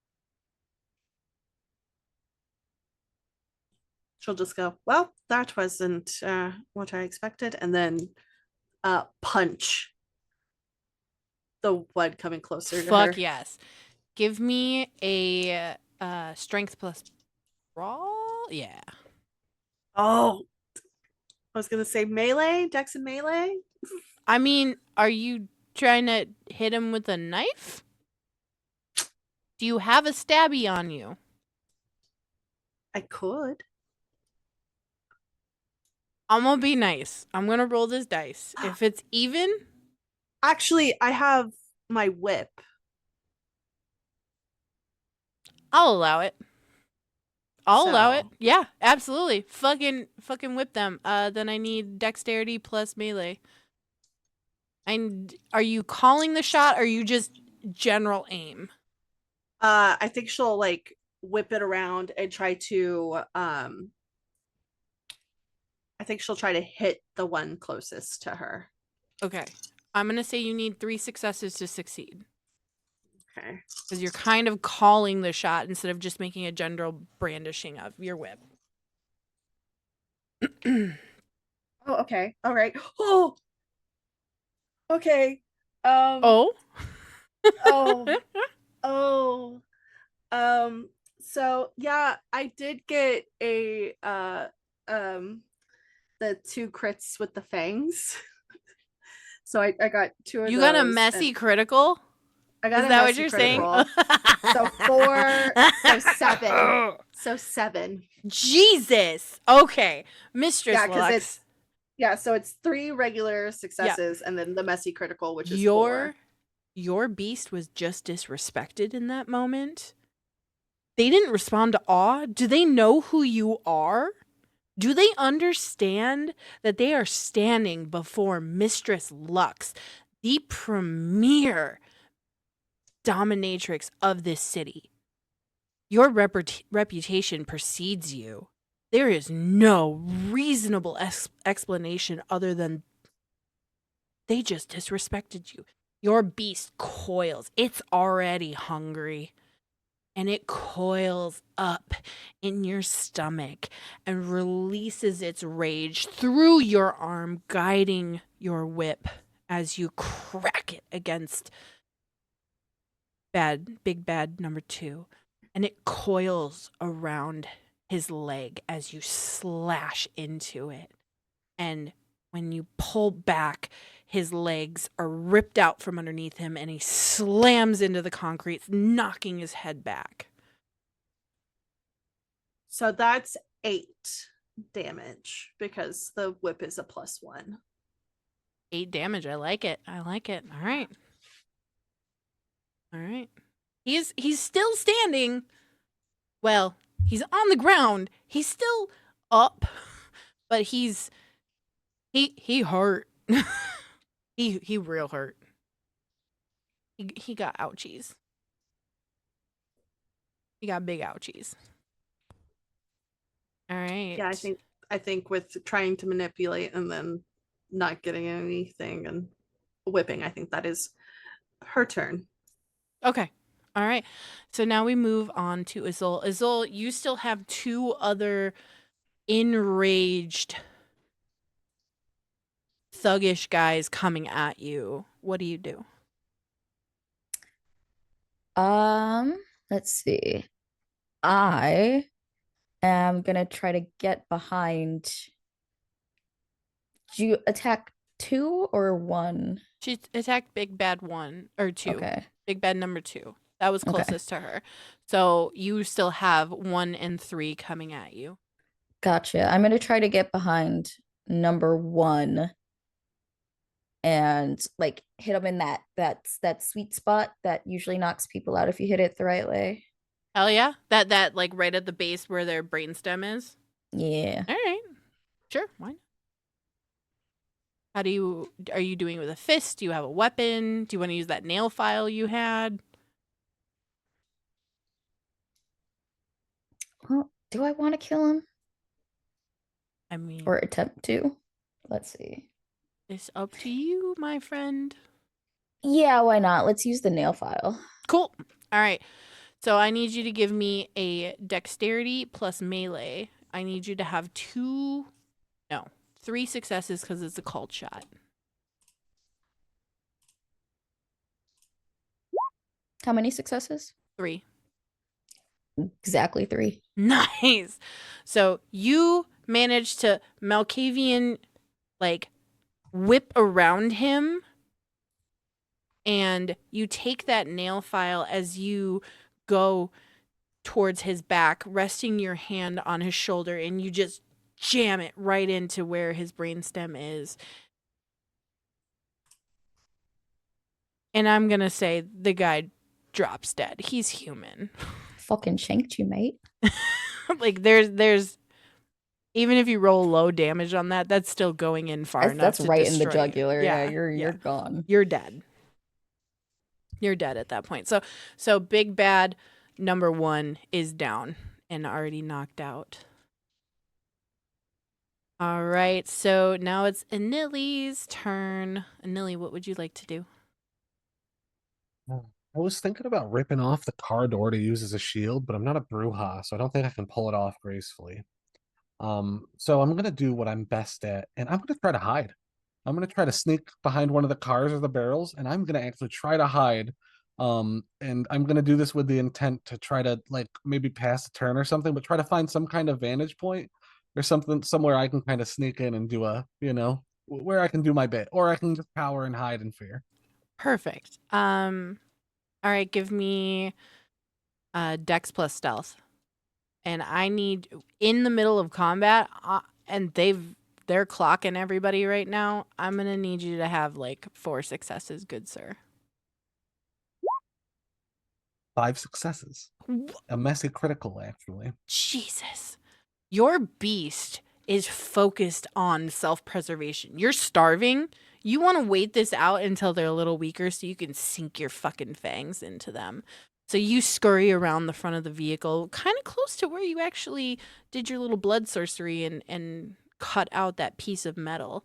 And you managed to get yourself at least hidden for the time being right there. Is that all you're going to do with your turn?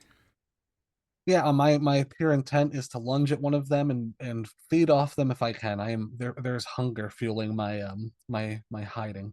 All right. So then that's Big Bad 3's turn. And they are carrying a baseball bat.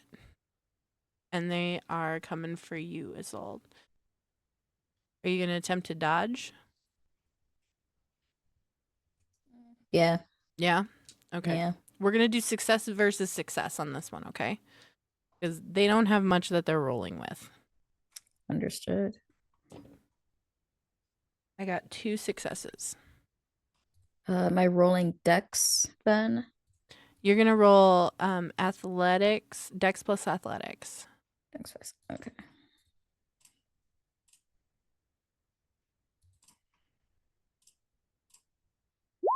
For success. All right, you successfully. This guy swings fucking wide. His rage is not allowing for accuracy in this moment, and he swings the bat around and actually whips himself so that now his back is facing you. And that'll complete his turn. And we've already got Big Bad on. Big Bad 1's dead. No, yes. Big Bad 1's dead. Big Bad 2 is on the ground, and that'll bring us to David's turn. So do we know they're human? You don't know for No. sure. Okay, well I'll just do this the old-fashioned way. I'm gonna rouse prowess. Okay. I succeed on that, and I'm going to rouse my strength. Okay. I get hungrier, So you're at so I'm hung 3. should 3 be. hunger. You're real hungry right now. They looking kind of tasty. Oh, well, good news about my intents. It's like, yeah, I just kind of stand up. I'm like, oh, for fuck's sake. And I will charge the one that is still up. I assume the one with the baseball bat. Yep. And I will slug him as Yes. hard as I can. You're going to just punch him? Just punching him. Okay. Strength plus brawl, please.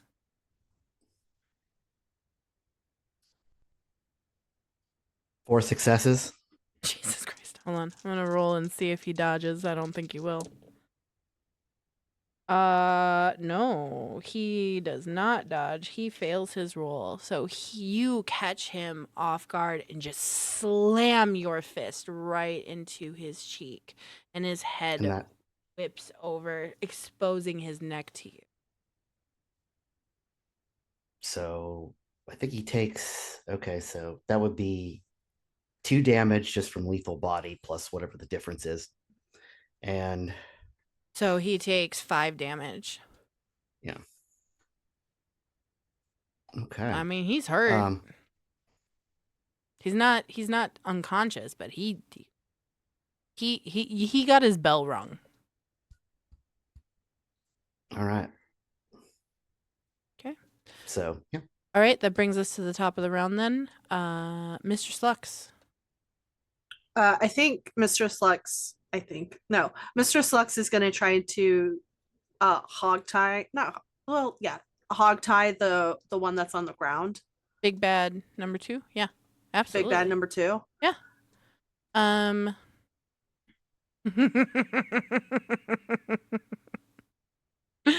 Give me dexterity plus crafts. Well, sewing won't work, but could I? Well, Ask away. Could I use etiquette because I have a specialty in dominatrix? You know what? rules? Let's do dexterity plus etiquette. Fuck it. Why not? This is our game. Just so I get. So it's not just all hunger dice. That's what I need to be hungrier. Okay. I'm gonna use a willpower To reroll 3. to 2, but You my can two- reroll up to 3 by using willpower, so go for it. yeah. Okay, 2. You got 2 successes? Correct. I mean, he's practically knocked out. He's away from being knocked out. So yeah, you absolutely are able to hog tie him. He is not resisting right now. He's barely on the level of conscious. All right, what are we going to do? All right. I hide behind the car. That concludes your turn? Yeah. All right, Yes. so now we're back to Isol. Isol, what do you do in this moment? You just shank the fuck. This guy is starting to bleed out. You're hungry. Yeah, am I still next to number 1? Hell yeah, you are. I'm feeding on him. All right. You go to sink your teeth in and drink deep. How deep are you drinking? I mean, he's already gonna die anyway. I might as well bleed him dry.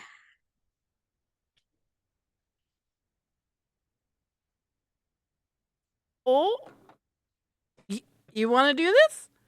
Because you're gonna have to. I'm gonna need you to roll to see if you lose humanity, my friend. YOLO.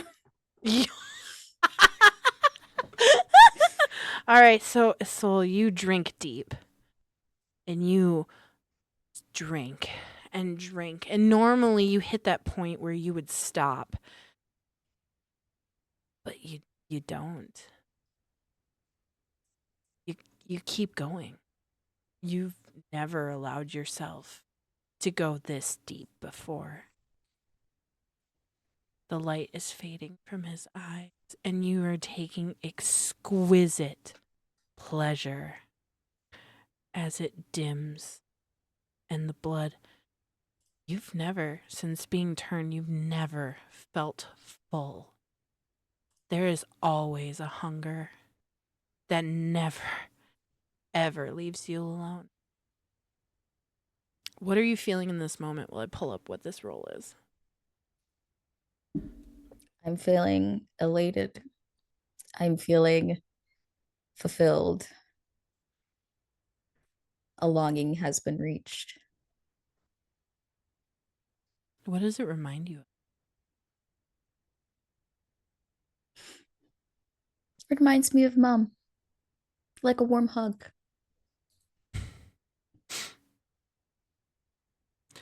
All right, so what I'm going to need you to roll in this moment is I need you to roll the number of dice you need to roll is your humanity rating. Difficulty, you have to get a 6 on the dice. You need 1 success so that you feel remorse, and you will not lose a humanity point. However, if you fail, you will not feel bad about it at all, and you will lose a humanity point. So how many Okay. humanity are you at right 6. 6 humanity. So I need you to roll 6 dice. I need you to get at least 1 success. How do I do that on demiplane or roll 20? Either one. It should have like the ability to do on roll 20. It should have the ability to do a humanity check. I've been rolling on demiplane, so I don't know. Will those be D20s or D10s. Always D10s? Okay. D10s. Yep.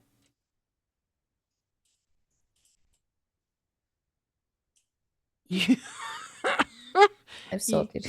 You got 1 success, my friend. Is that what it's? Oh God. Okay. Yeah. You I got don't feel bad 1. at all. So you feel remorseful. There's a pang in that satisfied feeling that your beast feels. You, Isolde, feel this twinge of remorse for taking a human life. You've never done this before. You've never lost that control before. You don't lose humanity, but you don't feel good about what you just did.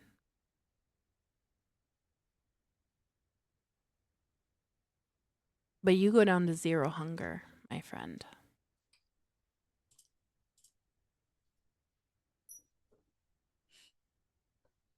All right. And that brings us to Nelly. After that bestial display of his soul draining this mortal dry. Would I actually do a humanity check after watching this? I mean, does it go against one of your core tenets? Not necessarily, but it's fucking brutal. It's up to you. I'm gonna let you decide whether it bother Anili to the point where watching this happen, would it affect him in that way? Not right now. He's too hungry himself, and I don't think he's registering it as a bad thing. This was like a threat. So I think that's his reasoning in his head is I'm sat here hiding. I was about to just try to feed off one of them myself. I don't know if I would have drained them or nothing, but Yeah. at least someone else got to be a guinea pig so we can see if they got some kind of curse in their blood. All right. So what For are science. you? So for science. So what are you doing in this moment? So one of them has been killed from the insane whip attack assault. Another one was then Oh, he's not hogtied. killed. He's the Oh. one from the whip assault is real hurt, but he is hogtied currently. Okay, and The one that Isolde had, she had shanked him in his brainstem. He was quickly bleeding out, and she drained him. oh, all right, because I thought you feed on. So there's still a dude there to fight. with some Yeah, crazy motherfucker. there's still one up that David just sucker punched and rearranged his face. In my hiding state, my pro hiding, I'm gonna see. Can I try to do some kind of stealthy navigation to try to gain a vantage point as well, and see if I can just leap like a freak at this last standing big bad? You want to grapple him? Do you want to try and grapple him? You want to stealthily grapple him? Is that what you're telling me? Please tell me that's what you're doing. I don't want to stealthily grapple him. I'm not that good yet. I want to stealthily fucking. I want to run up and try to see if I can just actually fuck. Can I get some kind of like awareness or something? Can I try to find a weapon while I'm hiding? Can I look for like maybe maybe like there's a car jack that has like a big bar or like a crowbar or something laid out. I don't Sure. know. You know, give me middle of. It's gonna be difficult with all the fucking chaos going on. So give me wits plus investigation difficulty. You need 4 successes. Investigation.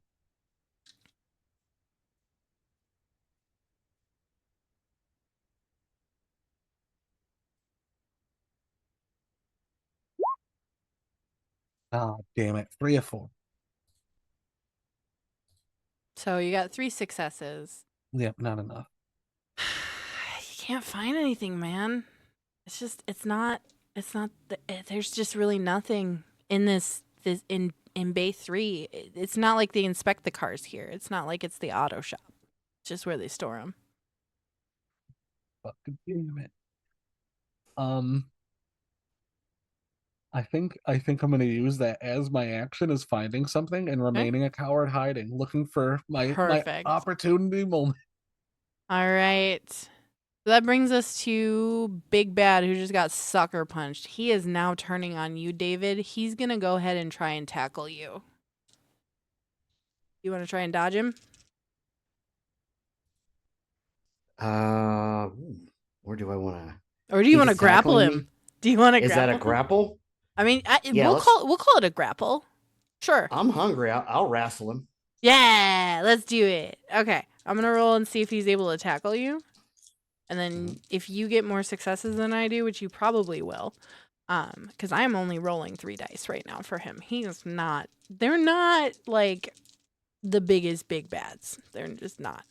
They're little weaklings. But if you can grapple him and get more successes, you will win the grapple. And Okay. you will be able to om-nom him if you so wish.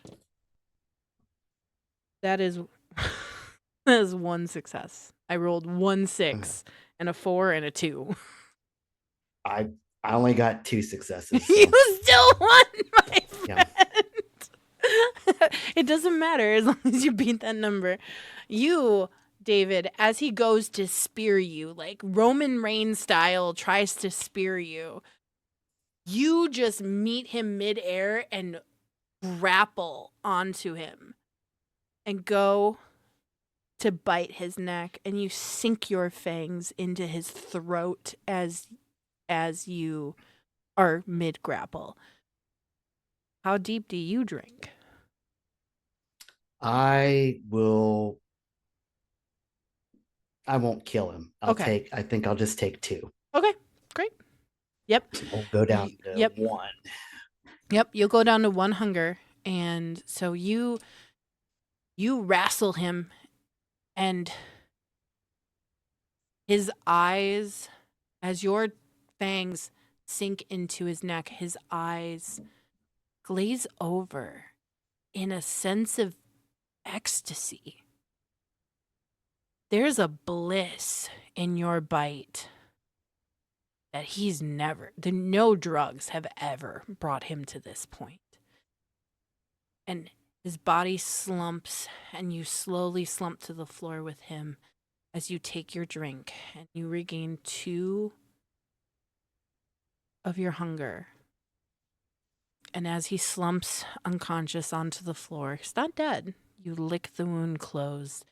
The evidence of that blissful interaction is gone. His neck is all sealed up, and he is unconscious on the ground.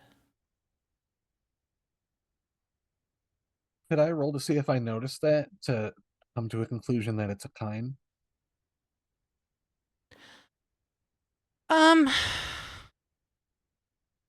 Yeah. I mean, I think at this point it's pretty obvious. I don't think you even need to roll for it. They didn't have any super like big powers. They weren't using it's not like they were hunters. They didn't bust out any like weaponry. They were just your run-of-the-mill thugs, probably breaking into storage units, and somehow this blood resonance of whatever's affecting the sediment sent them into a rage. And when they heard the clamor against the door, of Isolde throwing the briefcase is when they came towards you guys. I think like as I'm hiding in the back, I'm coming to like that kind of conclusion. They're like, all right, these are some of those like those same kind of resonance freaks, kind of like they're just kind, but they got that whatever the fuck was happening to them down at the pier. And but like I'm just whispering this to myself in the dark, watching this unfold. What are the rest of you guys doing right now? You have one hogtied who's barely conscious. He's not making any fucking sense. He when he fell and hit his head on the concrete, you scrambled his brains pretty damn good. You've got one dead, and you have one unconscious, just having been fed on. I think seeing what's going on, Mistress Lux just looks at the individual and go, well, I am hungry. And Right on. Not to zero. Just You gonna take 2? yes. Yeah. All right. Bitch, what are you and he also, as your fangs sink right into his veins, he enters a state of bliss and his body goes limp against the hog tie. It's almost like everything bows because his body is no longer holding him up. And you drink your fill until you are mostly satisfied, but not all the way, not daring to tempt your humanity in that moment. You release him, and he's still in a blissful, dreamlike state. It's like the best Molly he's ever had. Flick the wound closed. Step away.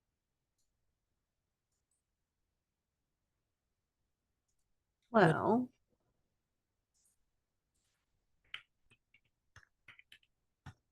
how I wonder if we could take him with us. I don't see why not. I say, step into the shadow. I think that we should. Test These things. gentlemen might be evidence. When he says Exactly. that, I'm walking over towards where the briefcase went flying and try to pick it up, and I walk like over the corpse of Isolde's victim, and I like eye it, and I look to her as I'm going to pick up the suitcase. I'm like, so since we're in this together now, like, you ever got rid of a body? Oh, I'm just kind of sitting there. I'm like staring down at him. I faffoed hard. Yeah, you feel the grips of remorse at your full belly. You're be satiated. Yet, you took a life.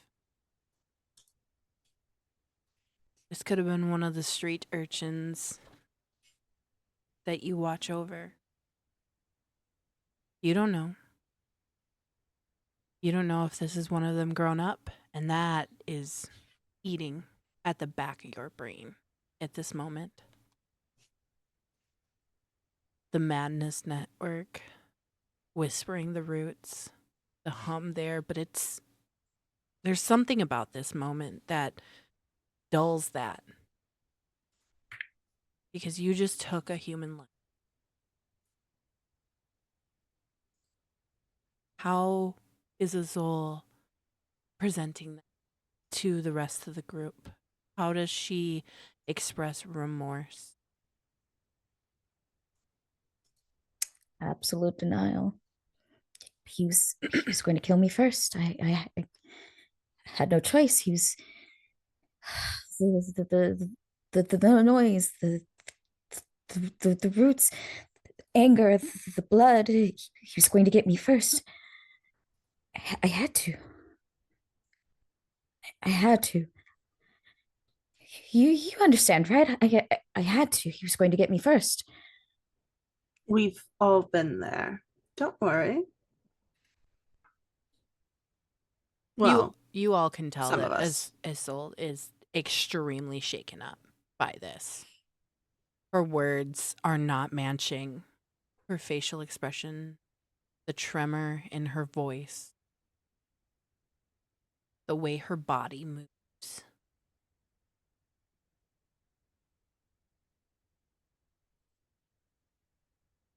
So what do you guys do? I've gathered up the thrown briefcase, and like is old saying that I'm kind of like I'm avoiding like their expressions, and I'm not exactly like judging them, but I'm using this as a moment like, all right, yeah, I'm still here with a pack of predators. And I walk up with the briefcase in hand, and I'm kind of like whatever could have, I don't know if anything was broken in it because she whipped it. But like I tried to scoop all the stuff that may have come loose back in. Yeah, there was papers. Papers were in it. The vials were separate in the trunk of the car. They weren't inside the briefcase. So nothing broke in there except for one thing. A pocket watch. It's smashed. The time stopped ticking. And you look down at the dented pocket watch. And oddly enough, ironically, there's a tree of life. Not the roots, but a Celtic tree of life on that pocket watch.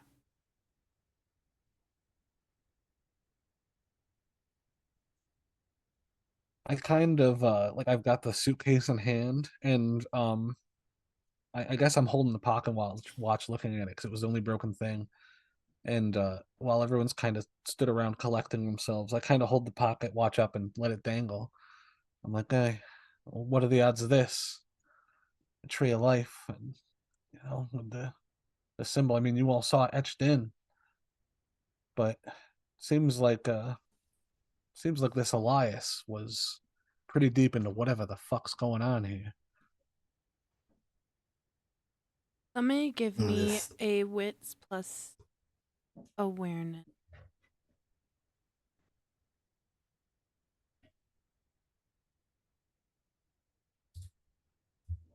Anybody, everybody. I'll throw you one. 2 3. successes or Just tell me how many successes you get. 3 as well. Yeah. Three, one. 3. You got 1. How much did you get, Mistress Lux? 3? 3. All right. You 3 notice the sediment's moving again. As soon as I notice it, I run. It's moving towards the dead body. Oh fuck. I jog over towards the door really quick, and I like peek my head out to see if it's storming harder while this is happening. It's a full-blown blizzard out there. Well, who thinks it's time to go?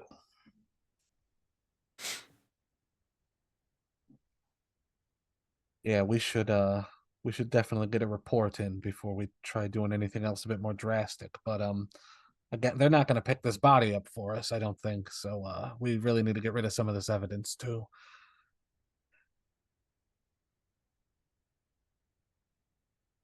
All right. I will grab as many bodies as I can carry. Okay. with I guess prowess. I mean, There's at least 2 that are alive, and yes. And then there's the dead so- one that the sediment is quickly making its way towards. It's moving a lot faster than it did before. should we see what the dirt does to the body? Maybe it's going to get rid of it. Maybe it's going to let it deteriorate. I'm gonna do a humanity roll to see how I feel about that. Okay. I'm gonna back up. I'm gonna move away from the the body. So, when that's suggested, I'm gonna be like, listen, I've seen enough death for tonight. And I look over at Isolde, sorry, and I don't judge, but I look, and I go, whatever's happening here, it could get worse if we feed it. Like we gotta. I know we wanted a report, and I know we wanted results, but this might be something a bit bigger than we try to solve right here, right now. We got to get this place quarantined, and we gotta. I think we got to do it quick. As I like look to the dirt spreading towards the Yeah, body. it's moving. It's almost to the ankle. If you guys are gonna make a move, I would make it now. Fine, and Mistress Lux will go pick up the dead body. All right. And you guys gather up the rest of the bodies and you make a beeline out of there with the sediment trailing after you. And you guys make it back to the car and get in. Do you try and disguise the bodies so that way Grace does not see them? I was Yes, thinking whenever she brings it outside, Lux will move it to where it looks like they're injured and she's helping. Okay. Yeah, sure. You make your way over to the vehicle, pop the trunk of this big ass Suburban and put them in the back. And then you guys pile into the vehicle, and where do you go? Voss Holdings. Okay. Are you going to the lab or are you going to go talk to them first? To the lab. Okay. All right. So you guys get in the car and Mistress Lux, you quick send a text to Grace real quick and say back to Voss Holdings in the glass quarter. And I will also send a text to the sheriff. okay. What do you say? Something happened at the impound lot. We have new friends with us. Immediately you get a text back from the sheriff, Marcus, and goes, "Friends? Question mark?" You get another text message right away. Like or unlike?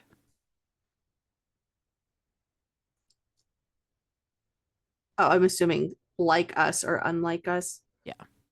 That's a safe bet. Unlike.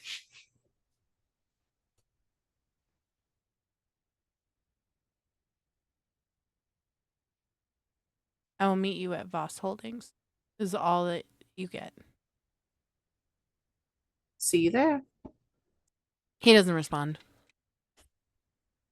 And you guys make your way back. Is there anything you guys want to talk about or do on the ride there? I think Mistress Lux is just sitting there. Like, well, it could have gone worse. Like in her mind. I think I look everyone over and I kind of like I'm the only one who didn't feed and I'm still really hungry, but I'm kind of looking to them to see if they're acting weird from who they fed on. But I'm also going to take this moment to vent so that I don't get in trouble once we're talking to the sheriff. But I'm going to be like, whatever the fuck is going on with this resonance, with these vibrations, with this whatever this sorcery is, there's something they're not telling us, obviously. Like we knew that from the beginning, but what do they keep throwing us into that's acting like whatever that was stretching out? I've never seen nothing grow towards it. It was like it was hungry, like it was going to consume it, right?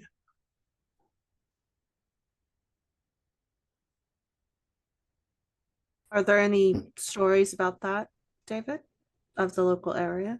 Or just in general, maybe it came over. It really does line up with this idea of the earth. The very earth fighting against us.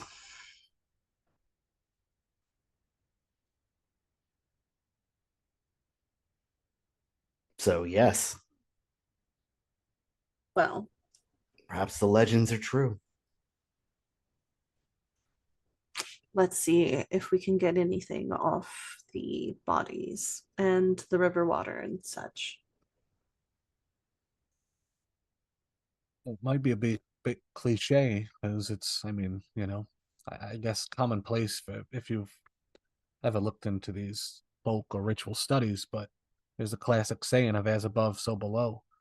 And I don't know if I'm seeing that symbolism with what we saw on the ground in there, coupled with this, watch that he got. And I'm gonna look to that like watch again. Maybe I'll like open the suitcase and I look at what time it was broken on. It was broken at 1:11.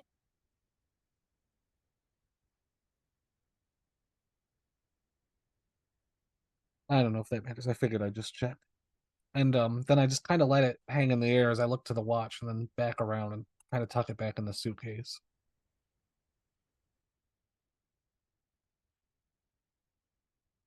What's on the papers that are in the briefcase?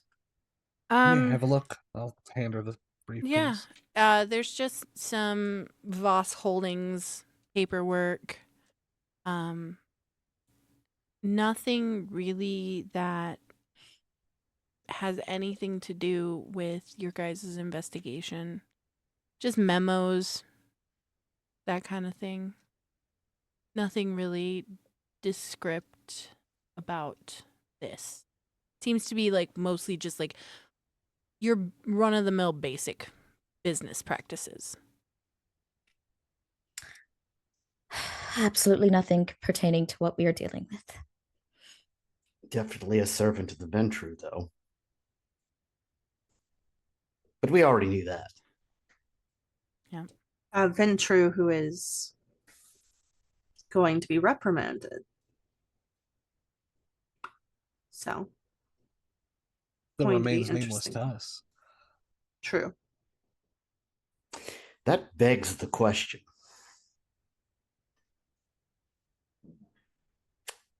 If this was a ghoul, did this Ventrue send him on this errand? And what does that Ventrue know? Well, we don't know because the phone was messed up. It was found in a sewer, or it washed up in an alley from the sewer. So it was waterlogged and damaged. And they had a text message thread, but it wasn't, nothing could be asserted from the phone number. It didn't show who the texts were going out to. Yeah. Just that So. they understood whatever the cipher that they used. What did that one individual say? They it was a Caesar cipher? A Caesar 7 cipher, yes. Okay. I don't know if that makes sense.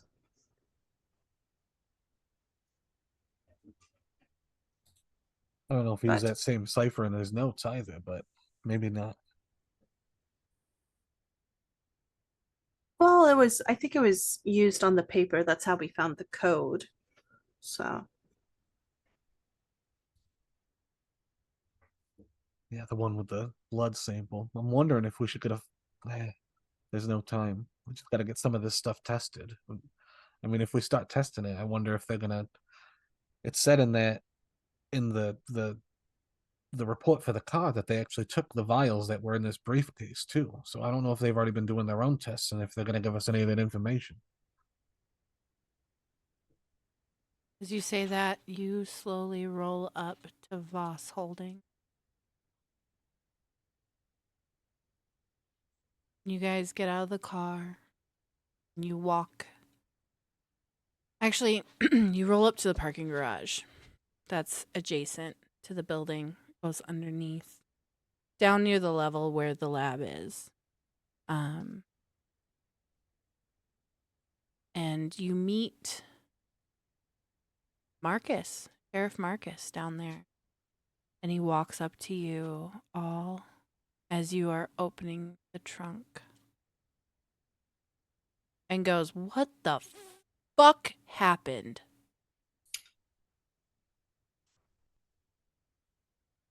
We were encountered by these individuals. Let's get somewhere where we can discuss. Marcus, question. Answer. Maybe. Are you able to make my driver forget? No, but we got somebody that can. Okay, perfect. Thank you. Give me a second. Meet you guys inside. He goes in, picks up one of the hall phones and dials. Yeah, I need Oh you. wait, you should have asked. I have cloud memory. Oh, Do you want to stop him? Yeah. Cost is free, but I will be rolling charisma and dominate, and it'll be versus wits and resolve. well, it's a human. That it's not a ghoul, so it should be. Yeah. I'm going to Okay. say they're not going to contest the roll. So why don't you just go ahead?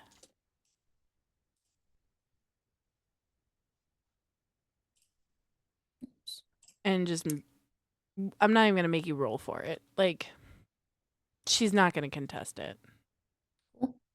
So you managed to make her forget the last hour or so. And Marcus is sitting there and instead leaning up against the wall going, huh. Well, at least she's useful. You guys coming? Yes. All right. So he leads you in through a stairwell, and there's a locked door on the inside of that stairwell. And he pulls out a key card and badges it in a lock. You hear it audibly click as it unlocks and it swings open. And actually, you guys end up back down in the lab, surprisingly enough. And there, seated at the desk, is your good old friend Spark. Right, Not as soon even as I see him. hiding. He's not even hiding his presence. His jaw's just hanging, swinging back and forth. And he whips his at it and it cracks into place. And he's like, "You guys are back. I want you to meet a friend of mine." You guys notice now that there's a second Nosferatu there. And Marcus looks at you guys and goes, "I thought we could use some backup. I don't know what the fuck we're dealing with. I don't know what the fuck is happening. And these motherfuckers know shit that they're not supposed to know. So I figured, why not?" Great. And Mistress Lux just like slumps the body on one of the open tables. The dead body. Okay. Huh. You hear the other Nosferatu go, "Spark, he looks better than you do."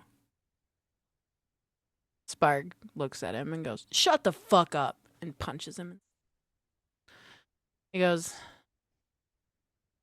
"This is Grin. He's going to help us figure this out." And as he gets that last word, "figure this out," suddenly the lights go out. And all you see is the emergency floodlights and a hum. Not the hum that you guys have been hearing, the hum of a backup generator kick on. And that's where we're going to leave the episode for tonight. Oh fuck. Well, hell. So you guys are going to have to come back next week to find out what kind of fun fuckery we find out from all of this stuff. Hooray. Hooray! We finished episode 2, you guys. And nobody died. Not Well, yet. Not us. Not we us. didn't Boring. die. Not yet, we did not die. you guys. Somebody died, but not us. Well, thank you everyone for hanging out and tuning in to St. Ardent by Night. It has been our pleasure to entertain you all tonight, and we are so thankful you guys came on to this journey with us. We will be live again next Saturday. And we look forward to telling more of the story to you guys. So thank you so much for watching, everyone, and have a great evening. Everyone say bye. Thank you. Bye.